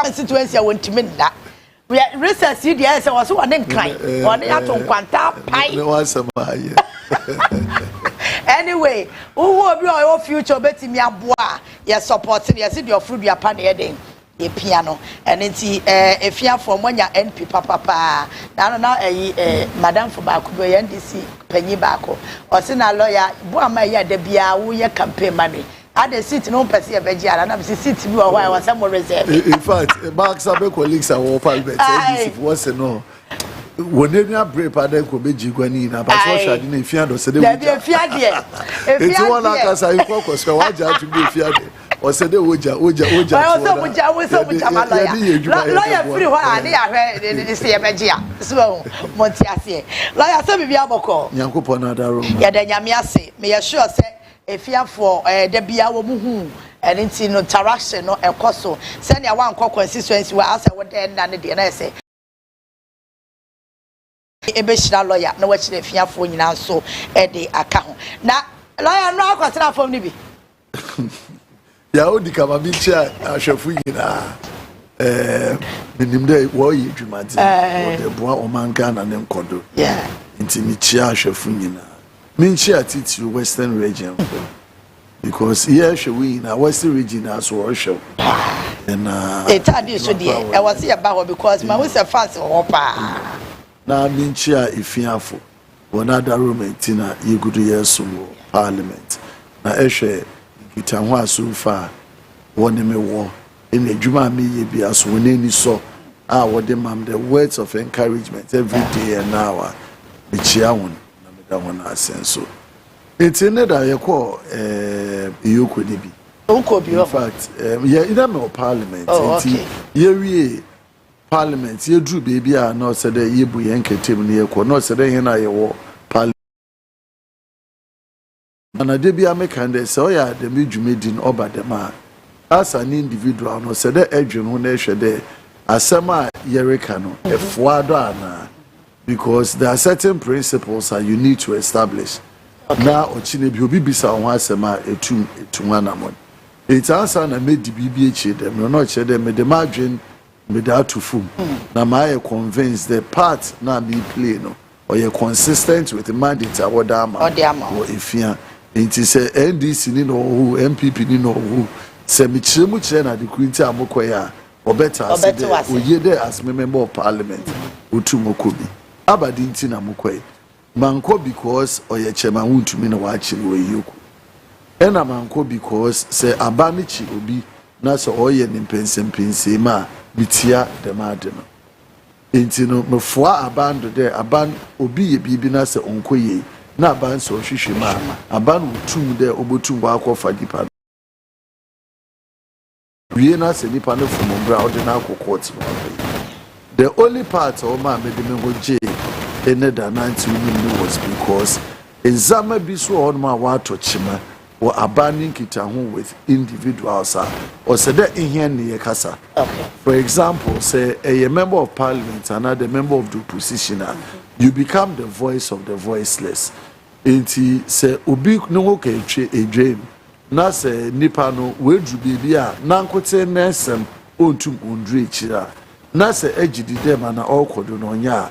Ohia fatade butum etu1 amon abadena iyokufo ye inta ye pede ye ko ye ko che na. First and foremost kwana iyokufo father what the church had a problem. Okay. One to me had been invited by police in a Oko police station. That's CID. To CID. What to now as a Mary, but what's the on corner on Sanembra. In fact, in a Nankasa or Sunbay. It is a Obawi no na say you kufu wuhiana. I think that it is only fair that Obeka as untumi de yokufu so ye hwehwe. Into obeya kaye ho na ye nko anade aba time na ebotuma aba na wakọ. But them scenario ya oriba whereby na cars be 7 8 9 10 na nkrofo wokite akese na ade as if they watch some terrorists bi na there some military bi be military coup bi na wakọchi no jungle bi na okita supporters as amfa etra amfa ho them scene no for me or problematic. Not for which we saw the same thing at Denta Kumina no kika ho se osi previous time na onya in the Susa.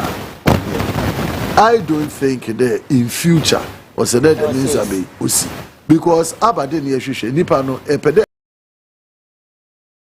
the cars 20 kwachinu say inviting the umbrella the same set of facts in the kwakubisa no asem it remember you create drama out of these things. So that was the first thing I not before Litia. Okay. The second thing in terms of Moko Honum let's say there was one bail, but the bail condition here about 50 million Ghana cedis. I'm saying, hey, na Ghana baby, I hear drinking there say she should be not same na say any new year. Ebotum edinatu na say manipa ni bail. I come and bail worth about 50 million. I thought that was excessive. Why? Because bail on your punishment. Yaka bail or chere ye hwehwe wase but ye enti da chi bia ebesa ni hia odebra. Aba kwan na ye digwa apona yaka debra ebeba. One, or say you make sure that a permanent place of abode aye ni baby ete. Second, be there say ambampa yibotum ye ginado na ye datew eka no. Enti se nipa no tum o show there no ho muntu kwan ehiama meba. That alone satisfies the bigger picture of why a person should be granted bail. Then the sikare bata one ehwe investigation na no eka wa adwe na nipa ndachi bia ebianka wabo na Ashawuna Kadoki said, oh, 100 million, and Mishima, or remember the bill of years 20 million, another 10 million, another 30 million. So that in case any panic jump bill, you both to fall on the sureties. Nipa no a national regional chairman of MPP or son of a national chairman. There is no way a Nipa no go and Ghana they all have your no for investigation. So why do you want to give a punitive bill? Bail as what can they akona kwa shisha 1 more 1 month kura enya. Because one at the assassin at the bar or said that assassin the papers na chere a title to it. Ghana had this nipa kakra bi na wo e japada ani nyina ebenya no title. If you do all my yetima papers libi, but you have not perfected the paper.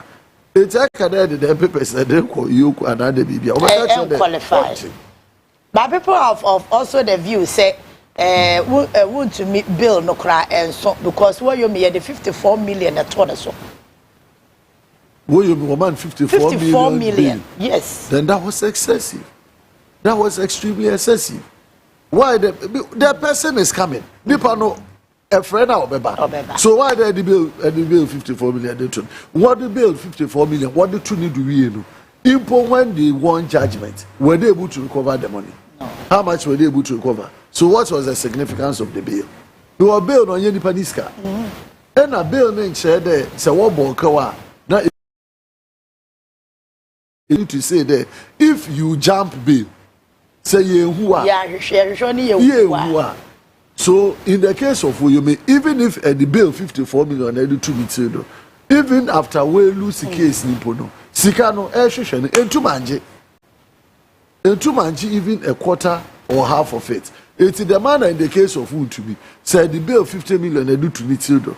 That's said the Neko court. That's a court said they call 100 million. On your bail is Cano. Because he has gone through the due process.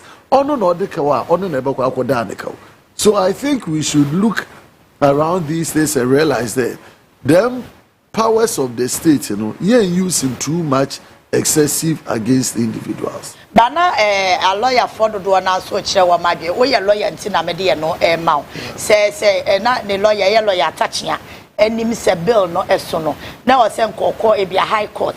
Now, Oko Catcher Court on say, my client in a bill now. Now, on your BB and Fahu, dead dear ain't me and solve a problem. No, normally say, what the bill to children as a bill, you can go to court and vary the bill. Yeah. But here in us, you need the court process, a filing in there. And yet, in the court go through a process. Okay. It's in at times you need to also do public sensitization. It's manaya and another ye parliament. Okay. Ye Juma of parliament. Minority has always been there to support government business. Mahama Yaga Bekacho ended the parliament. Now him prohibition near those who put a majority for. Was majority for one time by parliament.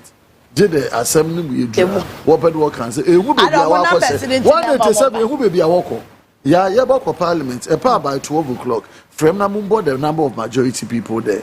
Ended that when NPP people were about 36-40, which was less than half of our numbers. Yeah. NDC for our parliament won't do 30. Out of 100, there's a big problem as to attendance to parliament as Speaker of Parliament. Okay. But even yesterday, you are discussing a lot of matters, including CD appreciation. Mankasa, I made comments and statements to how our Banwa Bomodin war CD now you make sure that you be to consolidate the gains and all. We did all of this in Parliament until yet there's still a bill 1 year that will be vary. It's them that as Obi I believe in there or said the way who be near so in solidarity. I think that whatever we intended to achieve, we have achieved. Yama Ghana for what Asemna see. Yama Yoku for so Yoku for no, they did open their arms to receive us. What's the director in the deputy senior? It's Gina powder the ma for almost 2-3 hours. It's in a yebre yet in a food. Antina ma brentina. In a sabrayana, it's in a Gina over 2-3 hours. But Wama Yoko inside, in Wama in Ugua, I mean, clients. Yoku, pardon Uncle Timpo ye big.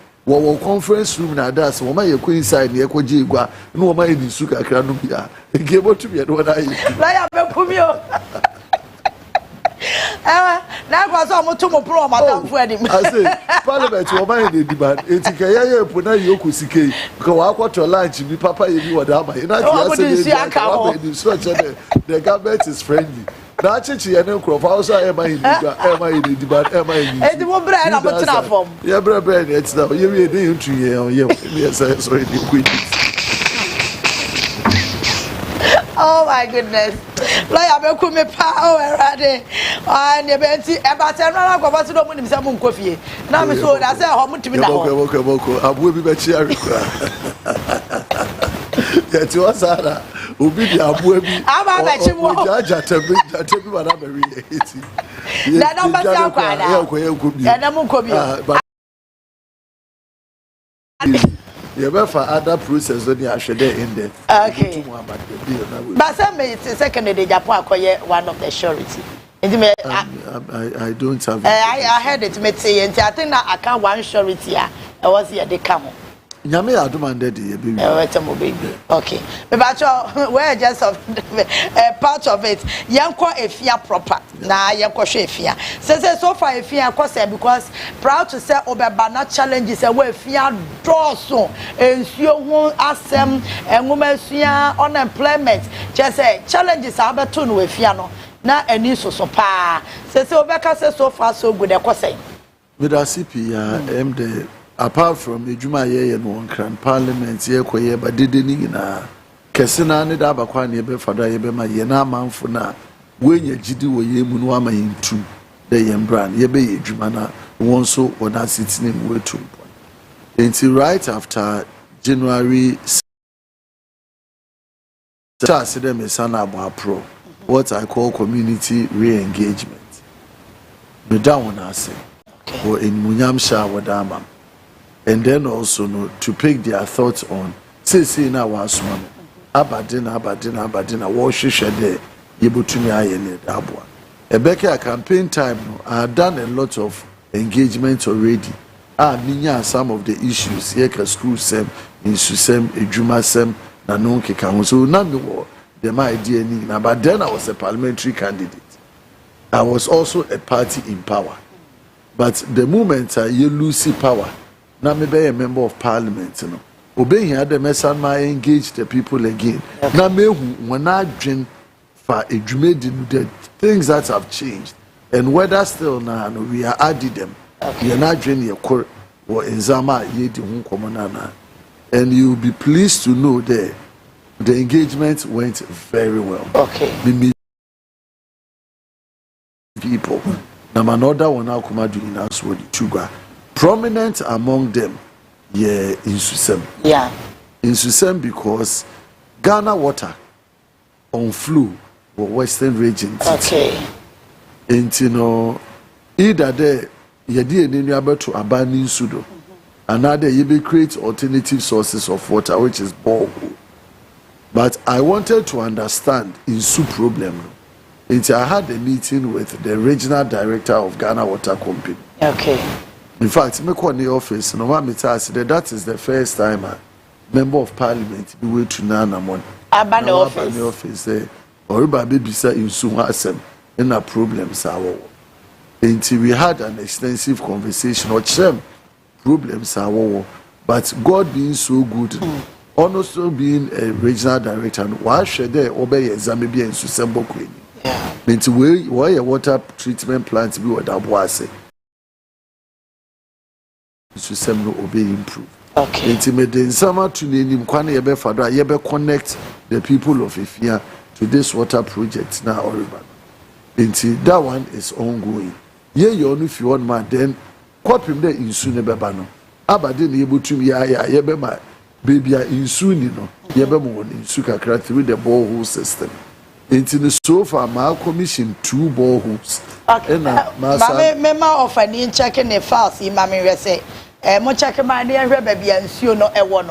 Okay, and they say 2 boreholes. A bien in a my a poor old man now was say cry. Almost smash my way CC. Okay. Into the echo Western crew. or a very big issue for them Banchas area. Yeah. Into Mekotu Boho Kroma when my insuli ejuma. Eko Eastern Crew. Your area be our friend 24 hours. So one of my businesses are wogu kwani hu nyina wo. Fita fo na one hour ye vulgar. Na de bibi puru opin so awo one simple wonye bi. It's now a big issue for them. It's Nyamena do may provide water so hodom medama one. Then your area be a friend if you come number 1. Methodist educational unit area. A hodom na borehole no hodom. I remember the young former member of parliament, Honorable Joseph Kuju, and I will see them borehole. But what's there for the past 2 years in Ano? Pump has say, pipe uguma say, electricity is a mapi one man now touchma. International member who scam a walkway CSC, but the moon should do so I shall say there or juma. Nintino on the part of Insu so far, the major made the eye. The next area are now order for now come to addition. And additional sem no maka de ifia ye na modern krampe de be develop your education. It's on the educational front na BC on chere obokwa akotro. Last year me sponsor more kama ho. According to okoso into no said that fee so no mutu moboa na bitua mock medema ho. Yeah, registered 2020 students are obotro BC afi both in the private and the public sectors were if you are constituency. Nyamena do mikutu skama education directorate. We see special mock final one with the mambo framan. But menoka say what tro mock ne wiema onche wonwa ye fire wo kwa kotro BC you know. Maka che won so de nyame adoma next week. But the one ma set abofra bibia 1020 ni na be supply wunyina with ma sets with pens with pencils with rulers and all of those things. Okay. So that Ubutu who says here. That's it. Because every bit of the problem no, is being tackled. And but once are proud to elections, you know, if you did them one, I mean, who didn't come up and also. And see, I say, I am a desert or buy, no, one my sir is to some no a one here. Now, challenge problem part course and year is this once a baby or I see is your utua wouldn't know saying and no moment the any problem there. Yeah, no, it is soon a problem now a day, one and over two because a ban two. A ban or rely on Ghana water soon back. You know, Ian na say wababe so either the assembly no or prioritize water as part of the developmental plan. Abano on supply Ghana water fin wo ehujuma. Assembly ne so be catch the Uniska. MP so miniska but mutu menhwe na me mama manfo so wombre. Yes. It was a called Shiska. Na me be menokas apart from 3 but another 3 or 5 be my identifier. Meaning now with different levels of problems. Pump I say we need meter we polytank the platform we need driller. There were about 5 different levels of issue challenges. Nesoma shall see them to Hanamon. Nyame aduma me sure that in 2 to 3 months, Botuma construct them 5 back on speed. It's on about Beckham not there 8 water supplies. By September, by July, August, September, and all of them are scattered in different parts of their constituency. It will go a long way of improving the water situation, and I'm looking forward there. Over to 4 years, they do not share there. In Subebia, is a problem. At least, yeah, alcohol no problem no alcohol. Okay. So say young share no partner. Now you can investigate myself. Yeah. Enti me share on the level of BC now or no CC or now ever university na tertiary whether it's or no your biggest challenge are funding. Okay. Because school for no win admission but Uniska would be to your school fees. Takrady Technical University, our school fees range from 4,000 to 7,000. Echo teacher training on number 4,000. Echo nursing 5,000. Nti nkurɔfoɔ enya admission ebinom koraa a wɔyɛ continuing students but we need wontua wo fees enti ne nyinaa ɔyɛ ana wɔde burden no nso wɔde aba member of parliament ne do enti as a member of parliament muntumi nka dɛ musumi nyi sika na mede tua ne nyinaa enti I decided that member want some support enti so far I support almost about 200 students either university and other training college with some scholarship and others and financial assistance, and that has gone a long way to be. As at the time I was me honor now one first semester cry and when 2020 was shut one down. Say me 2 months shena mini school now. Kakra for the second semester. But they will be defer school no cry work, and that becomes a bigger challenge and a bigger burden. In Sri Lanka, at least about 200 students are benefiting from that, and that's huge money, yeah. On yes, because Emma Nipa group put 1,000 cedis, na 200,000 cedis. Now, maybe Parliament will be a mom scale. Get for this campaign. Am I?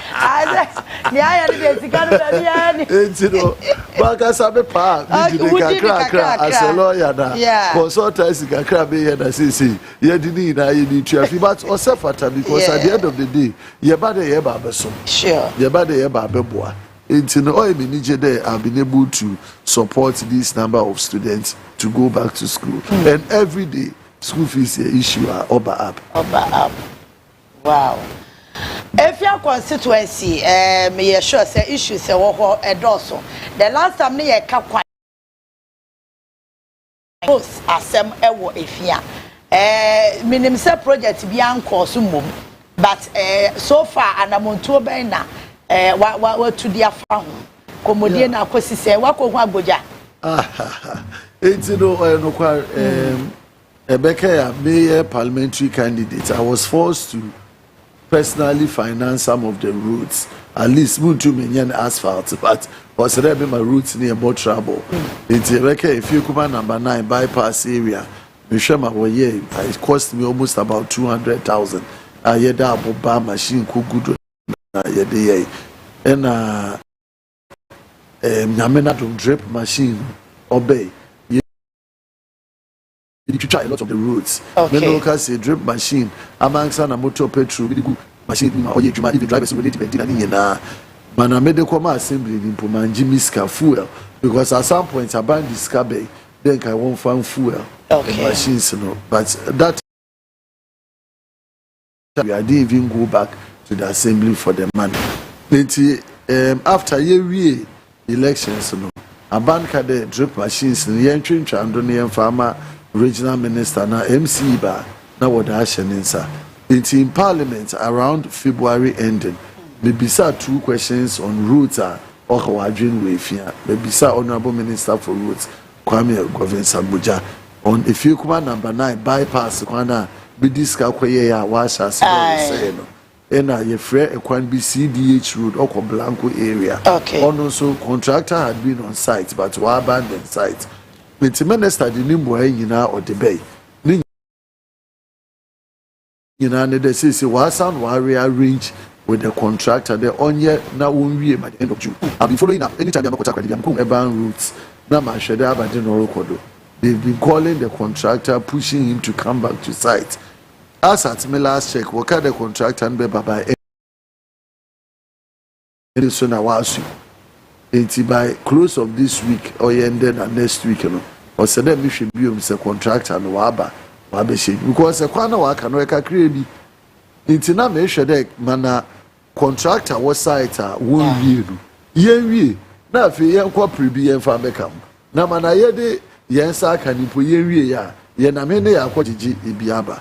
But I think they again, with the drip machine, I yes, I can. Obeying had assembly able to one among roads are now say are able to yet the machine alpha doing so to take some of the roads will become very bad. But then you be fill the potholes na yama roads na so I'm going to work closely with the MC. MC in the son and no competitor. Oh, okay. But I'll be back at the value is